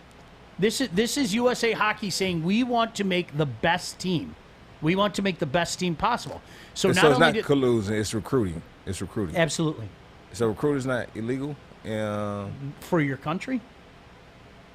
They're playing for USA. Oh, okay. Yeah, I mean, that's if we were to make an all-star, you want an all-star team. So that's what they're doing. These are the best kids that they can land because some kids choose not to. Some kids say, you know what, I'd rather go to the Ontario Hockey League or the Quebec Major or Western Hockey League. What's the biggest one? OHL produces more than anybody. They're still. I know people don't like to hear it, but it's the truth. Here, let me give you an example. Yeah. Wayne Gretzky's the greatest player of all time. OHL. Bobby Orr. Some people might say the greatest player of all time. Certainly the best defenseman of all time. OHL. Our beloved captain, Steve Yzerman. OHL. Can't do it in your Don Cherry voice. Darren McCarty. Good kid that played for the Belleville Bulls. Part of their Tomato Town. Darren McCarty. Look. The kid's hands just aren't for fighting. Watch the tape. He scored some big goals in the Ontario League. Put it there, Mac. Yeah, so it's it's amazing. It never gets old to me. It never gets old. By the way, people say more Art Smith. He's so funny. Did you hear that, Art? I hear that, but I appreciate whoever said that. You got a fan club out there. That's what Mark said. Must be nice. Only if Joy could feel the same way. Nice. Sean, I know you feel that way. I do. You played catch with me. We spent time together. Let's get into our next topic, guys. Well, I need to follow up. My neighbor, Andy, wasn't excited to meet me. You know who he was excited to meet? Who do you think you are? I am. That's right, You know who baby. he said who his favorite was? Who? Was it Joique Bell? Who do you think you are? You are. He said I was his favorite? You're his favorite. You got a Woodward Sports t-shirt coming your way, buddy. Kevin said OHL get paid, yes, stipend. Yep, absolutely. And thus they lose their collegiate eligibility. You can see kids move from college to the OHL, but you can't see OHL kids move to college. So there you have it. Yeah. Good. That was a. Oh, are we really gonna do? Are we gonna do film work when we come back? That is on the agenda. agenda. TBD. What do you mean TBD? To be doing. Yeah. We're gonna be to be doing it, Joique. Okay. We've been 3 months. People want to see it. Are you ready? Come on, dude. Get heated. Get like excited, Joique. People have been wanting this since April 30th, and you're bringing it to them. To be do it. What did he coming up? I don't know what he. Can we get that in a T-shirt? Can we get that in a T-shirt? Just me to be doing it. Yeah. I'm a marketing genius. Joique didn't think it was that funny because he didn't come up with it. Dude, you are. It's There's pure something go. wrong with you. It's just pure That's go. why I love you. You are just. What That's goes on in shit. your brain every day? You know what? Seriously, do you know what the greatest thing in the world would be? Could you imagine living with Art? Yeah, it's great. Let me tell you, dude. I would love it. I'm serious. Because if I was in a pissy mood, Art would do something, and I'd just start laughing. No, you know, Art, hold on. no. Art is, you know what? Art is similar to Oche Cinco. He's not this way off camera. God, no. No, Joique called me last night. It was 8:30. I'm like, what? What do you want? No. You see how hyper energetic he is? I called Art last night. Hey, Joique, what's up? Hey, Art, I want to tell you about this coin. No, first you said, are you on your edibles? And I said, no. Yeah, I said, did you take your edible? You know what he was doing? He was playing Call of Duty. And very calm. I never heard such a calm person playing Call of Duty. I'm not even that calm when I play Call of Duty. I don't take it seriously. I just don't anymore. I had my phase of destroying you. Now I'm on to, there's no... Why get angry and upset? So he's playing Call of Duty. We're talking on the phone. And he's this nice, mellow guy the entire time. Like Ocho Cinco, just off camera, just nice, calm, cool, collected. And then he gets on the show. Joique, get excited! That's what they want to see! To be doing it! Like, what? Well, because you're not like this at home. You're not, when you're here, if I was to come in here good, I would say, I'm excited to have a great show today and sound like fucking Marilyn Manson or something. I want to be great. You know what, Art? When you put it that way, and Joique, you put it that way, Yeah. I feel you. You know what? Because my kids, I'm the goofy one in the house. I know my role here. I'm the crabby one here. No, you're not. No, I'm the crabby one. I'm the old guy. What was that again? Everything sucks. It was better when I was younger. What was I get that? it. Is Sean Baligian, what was that? Sean Baligian what? The temper? Sean Baligian temper? Is that? The Sean Baligian sass? No. Somebody created an account that says Sean Baligian. Oh, Sean Baligian's brain aneurysm. Oh, brain aneurysm. That's what it is. Shout out to Sean Baligian's brain aneurysm on YouTube. Kevin James says, "Where that gorilla mode?" I'm the goofy one at my house. I am. Ask my kids. They do the whole. Can you be serious for once? I'm the goofy one at the house. I used to be the goofy one. You know your role. I know what room I'm in. I got to smell it. Somebody's got to grab this steering wheel. Grow up, Dad. Uncle Joique, you play so much. And you know what? Deep down the side, Sean, deep down the side, you know what? I want to play some more. Deep down the side, I want to play just a little bit more. Just a tad bit more. People are going to... You want to play... What is that? Nothing. I just thought that it was maybe, I can't hear you. All right. Nothing. It was nothing important. It's nothing important. You know what's funny? Every time you say a corny joke and I ask what do you say, you always... Because you're not going to laugh regardless. So it doesn't matter. Yeah. We got to go to break and then we're going to be doing it with Joique Bell. Yeah, dude. I'm excited. I've been looking forward to this for a while. Hopefully Kennedy doesn't screw it up. You don't even know what... I don't even know. Exactly. We're doing it. Doing what? You're going to go over... We don't... This is either going to be good for you, bad for you, and I don't want to go down a bad road right now. Yeah. You know what clip you're going to be telling the people. Ask Kennedy. Oh, hi, Kennedy. So, you're going to be so great, bestie. Don't kiss his ass. We're doing it when we come back from break. We are doing it. No, Sean. See you guys. No. I'm going home. No. Have a great day. No. Great play. To be doing it when we come back, Woodward Sports. Hi, I'm David Hall from Hall Financial. And at Hall Financial, we treat our clients like family. And our number one priority is giving each of our clients 5-star service. Our passion for 5-star service, combined with our expertise, allows us to find the best possible solution for refinancing your home loan. We take the time to focus on both the individual and the numbers. We're going to walk you through the process and close your loan in half the time of our competition. Go to davidhallmortgage.com today. Oh, yeah. It's You're damn right. I'm packing one right now. It's yeah. How you doing?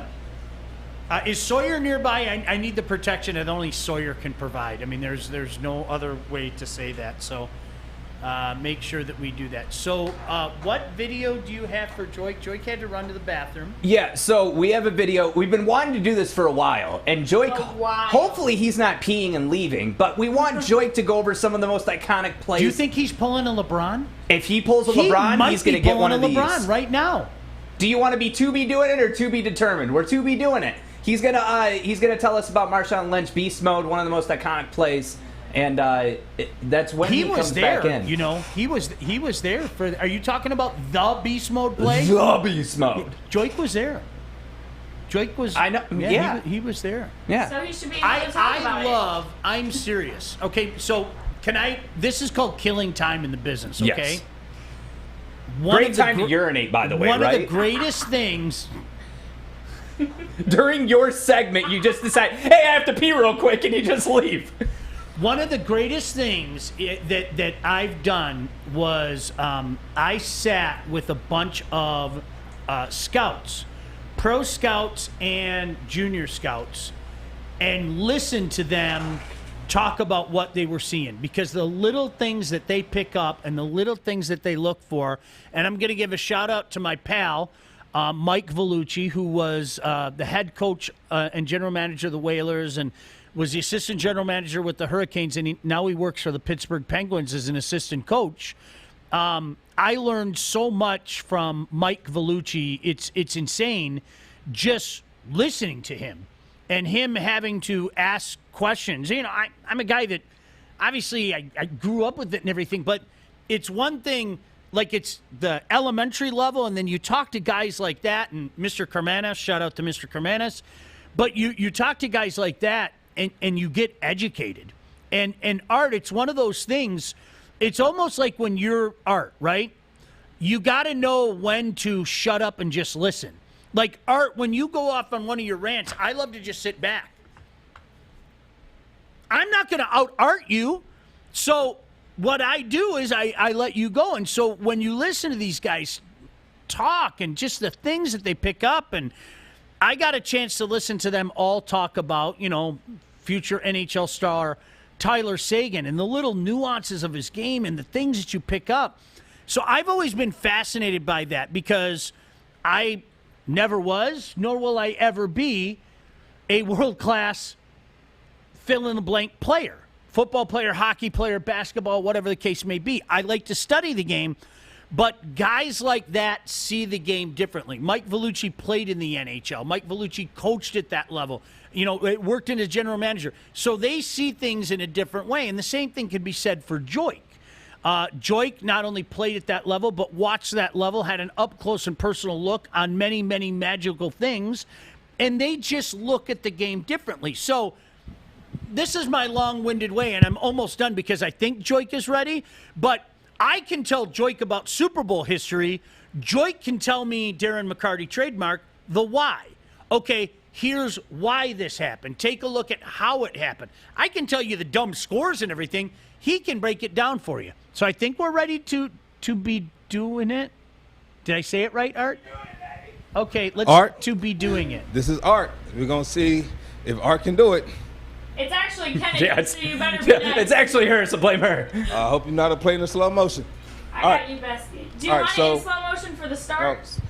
No, so right now, if you look at the Seattle Seahawks, and I picked this play because this is probably one of my favorite runs in the NFL, in the history of the NFL, one of my favorite runs.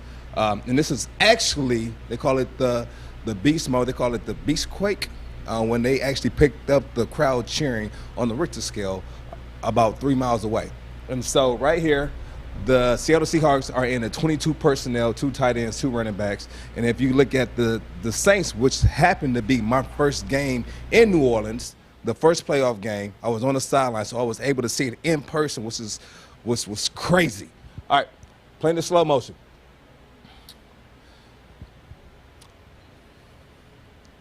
And so if you look, you have the right guard pulling. Pause. And so if you look right here, there's no hole right here for the power to the left. You have one puller. And if you look, there's no hole there. So what does the guard do? Play it, slow motion. He creates a hole. He pushes the whole line forward. Beast mode follows, slow it down.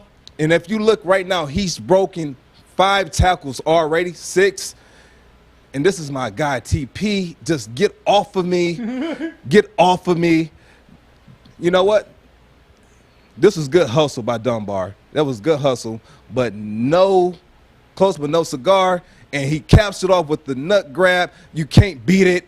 Beast mode. If you can run it and just play it back straight through one time, you will see exactly how beast mode this run is. Start it over from the beginning and let it play.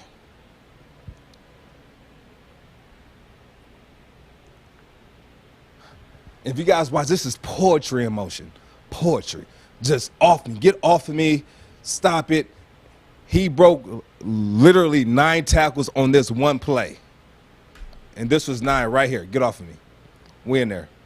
And it was when this play happened, I knew the game was over.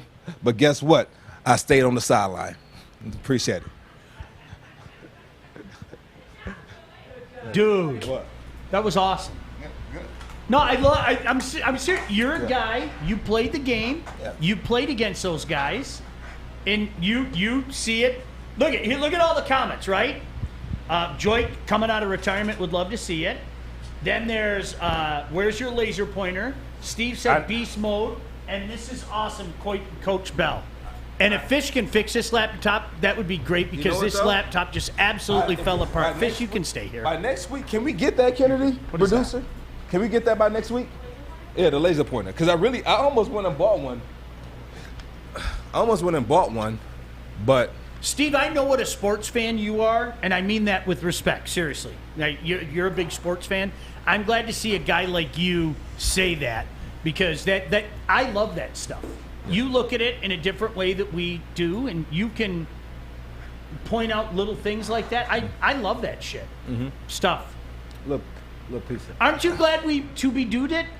To be doing it, I thought it could have been better, but it wasn't bad. It wasn't bad. Let's ask the people. Did you guys enjoy it? Yeah, did you guys like that? Hold up, I'm talking to the people, not you. Raise your hand. To the people, did you guys enjoy it?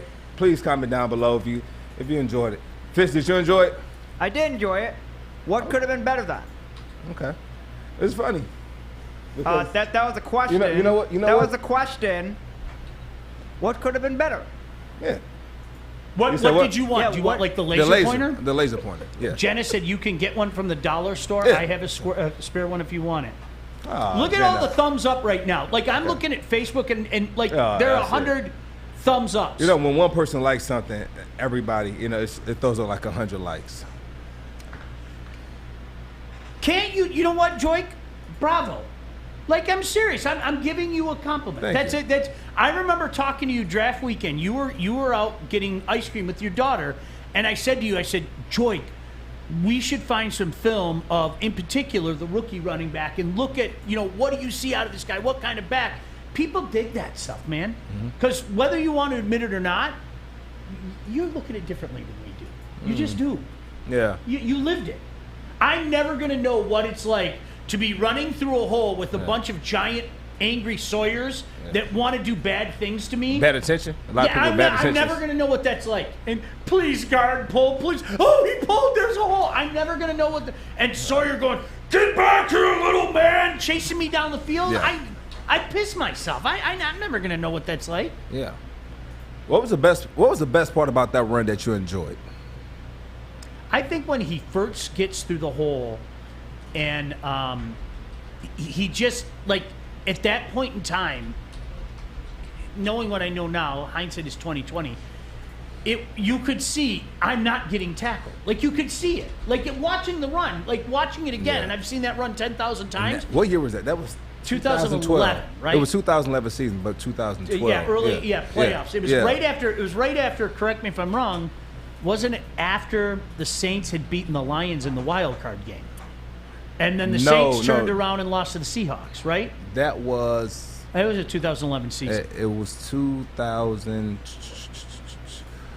You know what? I'm lying. That was 2010 season. The 2010 2011. season? Okay. The game, early 2011. Yeah, so it was the Lions game was 2012. Early 2012. But 2011 season. But 2011 season. Yeah. I like what the stiff arm on TP. Yeah. He's not going down. But the key part about this is the right guard, his pull and how he created. If you look, there's no place to go. Every hole is filled. And if you look at the D line, look how he pushes this D line back. Go ahead, play it. He pushes them back like 3 yards, creates a hole. Beast Mode's follow, and he didn't get Beast Mode until after this run, and that's when he became Beast Mode. Can you rewind it just a little bit, Art? I hope I'm not asking. Let's see how far the stiff arm throws him. Okay, pay attention, pay close attention. Is that Tracy? And Watch I think this. and that's my guy Tracy Porter too. About 5 yards. Okay, the stiff arm happens at what, the 37-yard line, and he lands. That's at the 37. The 30. He landed 5 yards away, man. What, about the 36, and he landed at the 31. And you see, and if you look at this, even is that Hasselbeck down there getting blocks down there? He almost got a clip. You run it back, he almost get a clip. Remind it back a little bit more. If you look at Hasselbeck, that's low key a clip. That could have been called back. Just gave him a shove. Gave him a little shove. You can't do that. Yeah. You know, just stay out the way. Stay out the way. You almost destroyed a great run. Anyway. Breaking it down with Joique, new segment. Let's make this happen, K-Dog. Speaking of breaking it down with Joique, it's going to become a segment. We're going to do it once a month. But speaking of breaking it down, once a month, we have to take a break. We have to take a break. We'll stay tuned. Stay tuned. All right, what's the over/under on how many times we break it down with Joique? Once a week. Once a month? Yeah, once a week? You can probably find odds like that on MyBookie. With baseball, NBA playoffs, Stanley Cup playoffs in full swing, you can make each and every series matter by having a stake in the game with MyBookie. Regardless of whether you're betting favorites or underdogs, player prop bets, or just looking to make some cash, MyBookie gives you tons of options to make all your favorite matchups a heck of a lot more exciting. If you're looking to bet for the first time but don't know what to bet on, fret not. They're there to help point you in the right direction. Stanley Cup playoffs, there's always something to bet on. There might even be odds. I haven't seen it come out yet, but how many games does Mark Scheifele get suspended for? There might even be odds on that. Go to mybookie.ag, sign up now, and use the promo code Woodward to get your first deposit match halfway up to $1,000. Let them know that we sent you. Take that initiative and use promo code Woodward to get that free deposit bonus and start your day off with a W. Bet anything, anytime, anywhere with MyBookie. Joique Bell, Sean Baligian, Woodward Sports. We are here, downtown Fenton, my favorite Bridge Street Exchange. That's right. And you want to switch up your wardrobe this summer? It's this easy. You ready, Joey? I'm ready. All right, you ready? I like it. You want to do it again? Yeah, let's do it again. All right. Ooh, Brixton. Nice. One more time? Yes. Ooh, I like the hat on this one, too. You ready to do it one more time, Joey? I'm getting tired. One last one. All right, let's change it. Bro, where's your shirt? You need new clothes this summer. Bridge Street Exchange in Fenton. That's where you need to go. Thank you, guys. You know, Art, you and I are cut from the same cloth in the regard of to each their own. Do you know what I'm doing this very afternoon? I'm going to get my second first shot of the vaccine. And I'm not here to judge any. If you don't want to get it, don't fucking. How dare you, liberal! I'm joking. If you don't want to get it, don't get it. Seriously. I vacillated, especially after I got it, because I have double antibodies. Mm-hmm. Go figure. But I vacillated. And Art, did you already if I'm not mistaken, you had it the same time I had it. Yeah, because it was like you gave me the COVID. Joique, me, Art, and I probably gave it to Art. I'm just telling you. That's point blank, okay. I probably gave it to. That's Art. what family does, right? You can pay back for it in August. No, Art took the shot the week before. No, I got the shot. And we got it. No. And we got it. I got the shot the day of opening day. 2 days later, I was sick as a dog. Yeah. So, yeah. So, did you already did you go back and get your first shot? No. Oh, you haven't gone God, back? no. I'm going to get my first shot today. Bless your heart. So I don't know why you I'm have doing to it. get another shot after this one? Yeah, because I got it after that first shot. And so you got to get it, so you're going to get it every year? No. Well, they're saying you have to get it every year. I'll bet you anything that changes. I'll bet you anything. I think it will be similar to a flu shot, and they'll recommend This is a it one time. every This is a year. 1 day. Well, the flu shot, you have to remember, I got the flu shot one time and I never got it again because it's the stupidest gosh damn thing I ever did. What an absolute waste of time. But no, I'm Art. When I leave here today, I just got my text. I didn't know if you were doing this because you and I were so close in proximity at the same time, and it was really very similar situations. Like, wait a second, I got the how the hell do I have whatever? Yeah. But evidently, you need both the shots to allegedly protect you. I don't know if that's the case. I'm waiting. I had to tap my link. I have to check in because I have to be there at 1:45 today. Well, thank you for showing up early, at least, and dedicating yourself to this great content. I didn't show up early. You were here early. It was 10:05. No, 10:15 isn't early for me. Oh, sorry. You should tell your. That's not a shot at you. You should That's tell your just- coworker No, that. you know what? Like legitimately, like the rule of thumb in this business is you're supposed to be here an hour early. That's the rule of thumb. What I will say about the shot, though, I have the antibodies for now, so I'm just kind of going all in on that and hoping that. Did you have one antibody or did you have two? two? I don't know. I just know I tested positive for COVID, so Yeah. Dr. Art here is going to suspect you was down that. bad. Art, you was down bad. Yeah. I was worried about you. Well, thank you. At least someone was. Appreciate you. Isn't that weird? Because honestly, it was nothing for me. Oh God. It was. You know what was I was bad? in between you. I was in between It you was. and Art. I mean, it was. Yeah. Do you know what? There was one day. I think I told you. My neighbor saw me. My neighbor likes to give me the business, and my neighbor. I was walking, and I'm not joking. I was walking like I was 90 years old because my legs killed. I mean, they hurt. They ache. Like it wasn't. Was it an ache? Yeah. I mean, yeah. it was just they were dead. And my neighbor, who he loves to give me a hassle, he's a good dude. He was just like, "What the heck happened to you? Did you have a stroke?" And I was like, "I got COVID." And and then all of a sudden he started backpedaling like a cornerback, and all that. But really, that was maybe a day and a half. I didn't have an appetite, which sucks for me because I love food. But other than that, I wasn't sick. I mean, seriously, I wasn't sick. It was appetite. It was appetite for me. And poor Art, I know you were sick as a dog, man. Yeah, not to get sympathy points. I was spending my birthday in the ER, and they're like, "Yeah, you got pneumonia on top of COVID, so good luck. If you come back, we're gonna put you on a ventilator." I'm like, Jesus! Like, it sucked. It sucked. But at the same time, I'm not gonna infringe on other people's right to get it or not to get it because everyone's their own person. 100%. Yeah, So. don't think for a second that I'm gonna chastise anybody. You do what you feel's best. My gosh, no way. You're never going to catch me like that. I'm not hypocritical like that. That's what we effectively call in the business killing time as well. Art was wondering what I was doing, but Art needed a few seconds to get some clips together. Yeah, I so have. because he I wasn't figured prepared. since this, I had to check in. That would be a good time to One do that. thing though, I am going to get murdered if we do not cover the Evans hit, so we need to do that. Right now though, thanks to Corey Woods at OTAs, he sent some clips including Anthony Lynn right here on DeAndre Swift's skill set. Here we go. I was curious, I wanted to come back to something maybe Brad and Dan were talking about earlier this offseason, and that's DeAndre Swift's role in the pass game. Particularly in light of the franchise's interest in Todd Gurley, and I know that's not done yet, but what kind of receiving role, more traditional alignments in the slot and out wide do you see for DeAndre as you're kind of formulating your offense here?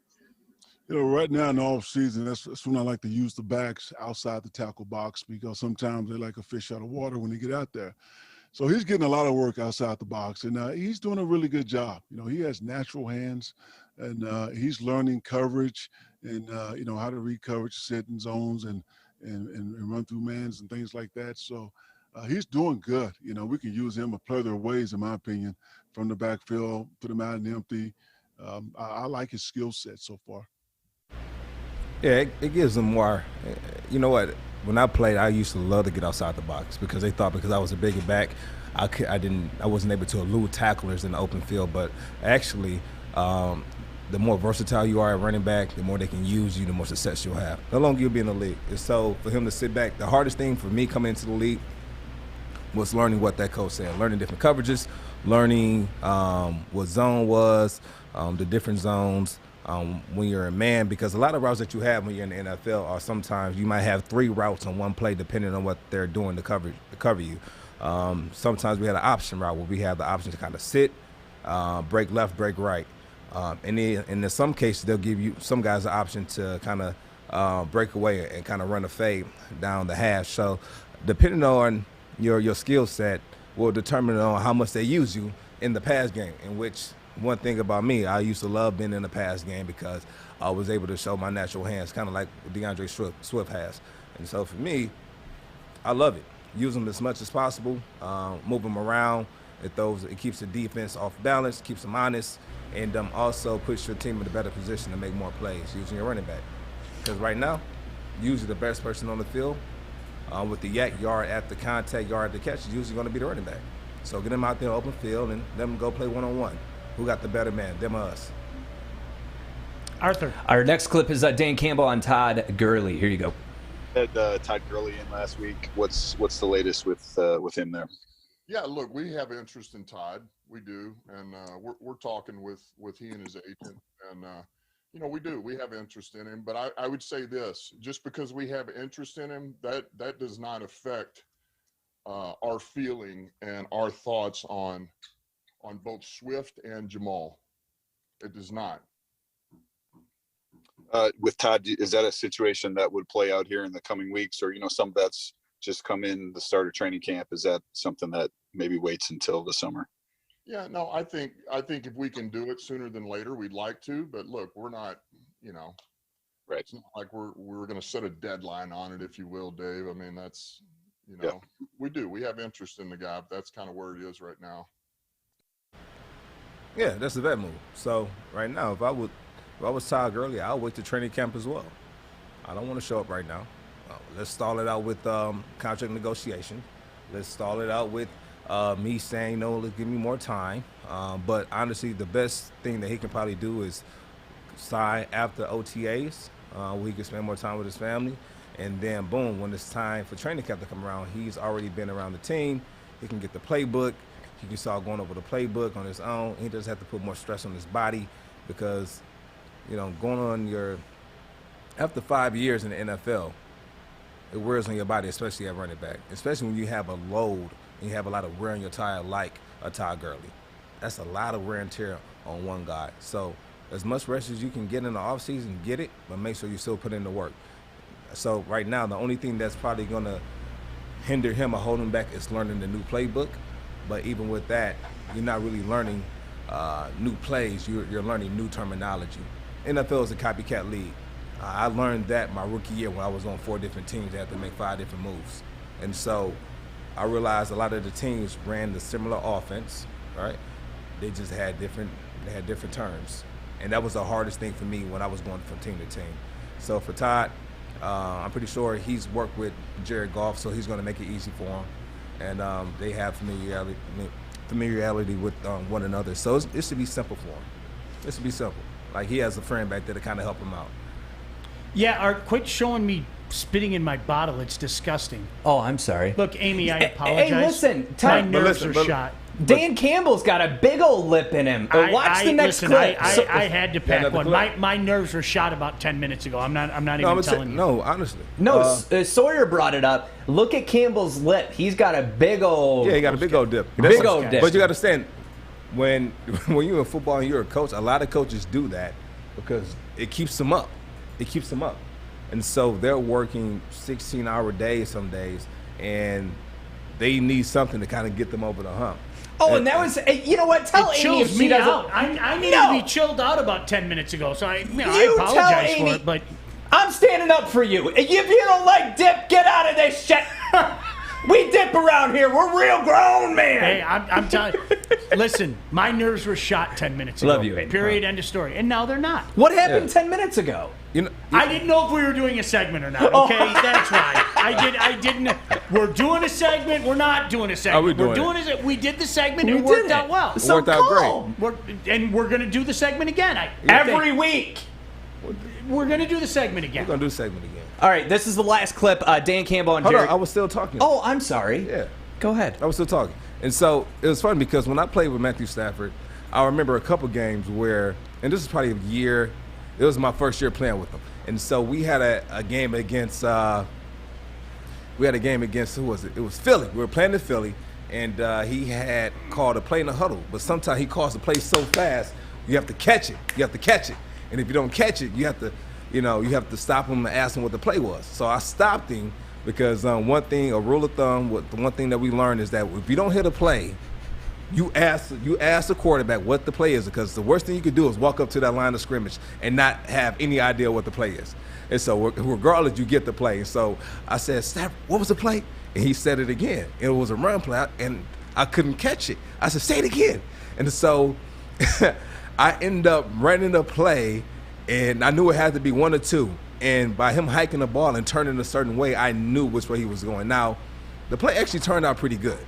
We got about 11 yards on it, and I promise you, I didn't get yelled at by the coaches because it was a good. It wasn't a negative play. And so, play that next clip real quick. Yep. Here's the next one. This is Dan Campbell on Jared Goff's production in practice. Yeah. Excuse me. Hey, Dan. I know that it's not very competitive right now, and no pads or anything. But I'm just curious what you've been able to ascertain with Jared Goff and where he's at right now. Yeah, look, I don't want to get too far on this right now, but I'll tell you what, yesterday was impressive.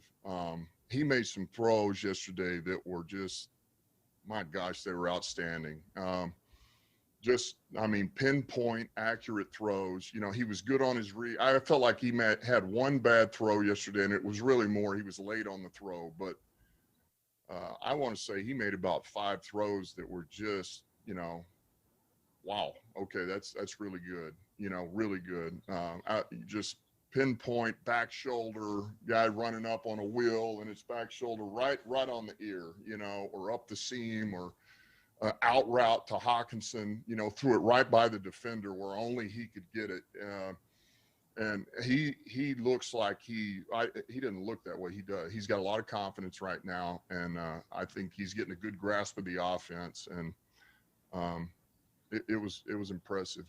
It really was. So we're pretty happy right now. And there again, we're only 4 in, and we're not in team. So, but the 7-on-7 reps, pretty impressive. Let him talk him up. Let Jared Goff go back and watch his press conference and see how much praise he's getting. Let's keep his confidence up, because I'm telling you right now, he's going to need it this season. He is going to need it this season. Keep talking him up. Give him as much confidence as he needs, because we're going to need him playing at the peak of his career right now. We're going to need him a lot. Steve's right. He's got to say that. He got to say that. He's got to say that. What is he going to say? He looks terrible. He looks bad. Yep. So. Boy, this guy is as bad as I thought. You're not. Yeah. You're not going to say that. You can't say that about your starting quarterback that you had to spend a lot of money on. Yeah. Come on, get the people what they want to hear. He said he threw one bad throw. And I kind of appreciate him giving him a little, letting the people know, everything isn't perfect, but, he looks good. And so long as he has his confidence. Can I do a quick film room before we get out of here? Yeah. I'm going to show you the anatomy of a hit. And, it's funny because a few weeks ago we were talking about players that have a reputation. And when they make a hit, that should count for something. Here is a guy that has 0 reputation, and he made a dirty hit last night. Now, I'm going to say this. Here's the interesting thing about this. Art, do you have the full clip? In case you missed it at the end of the Habs-Jets game last night, I know a guy that was shitting his pants at this moment. Ugh. That happened. The Jets had come roaring back and made it a 1-goal game. And all Jake Evans had to do was put the puck in the empty net. And he put the puck in the empty net. The hit itself, okay, is a clean hit. I don't know what to tell you. He didn't go at his head. He didn't do anything. There are two problems here. Is there any way you can slow it down? Art, is there any way you can slow it down? I can pause it. All right, do it at the moment of impact if you can. Okay, boom. Watch that hit. He didn't aim for his head. He did not aim for his head. Do you know what the problem is? He's playing the body, not the puck. That's where he's going to get killed. Exactly. So when he gets suspended today, and it's under 5 games. It'll be under 5 games. I think when he gets suspended today, you're going to hear things like that. They're going to talk about he made no attempt to play the puck. He played the body.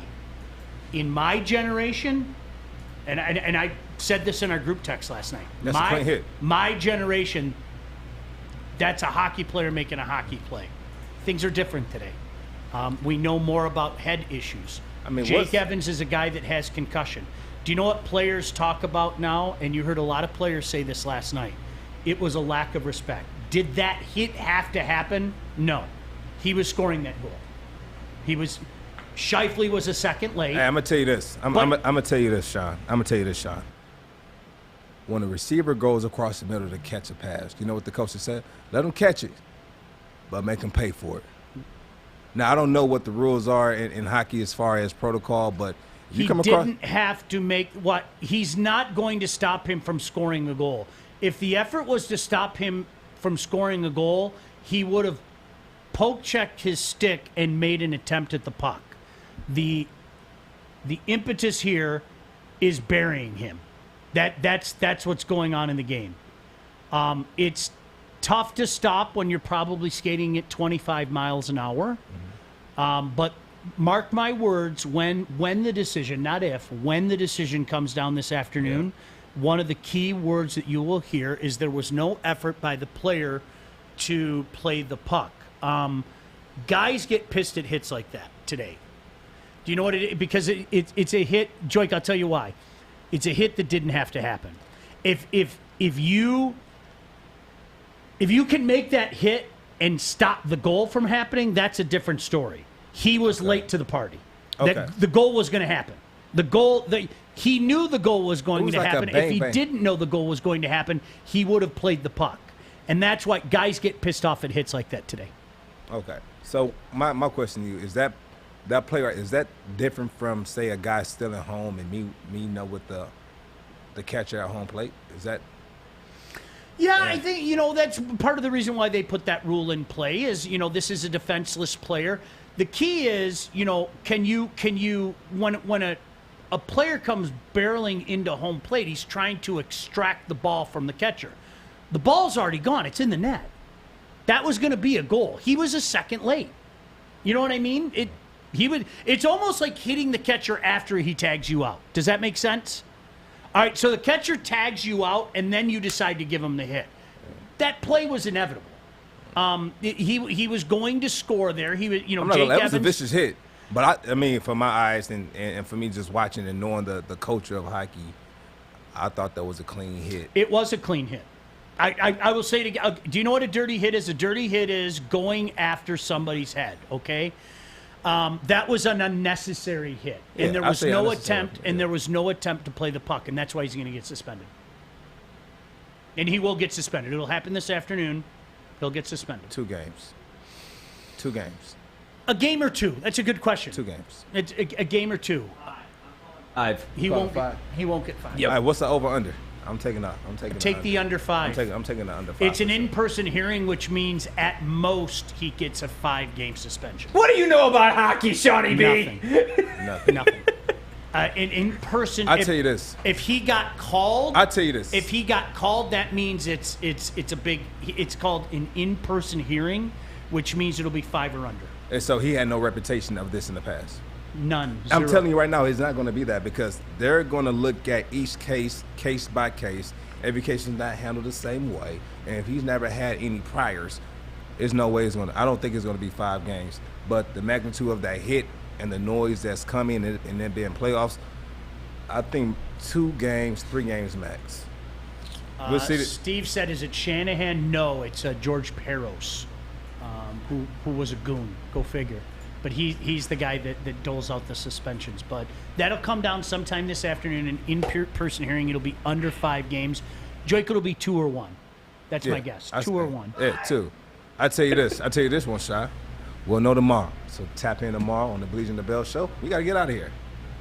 Gang, gang.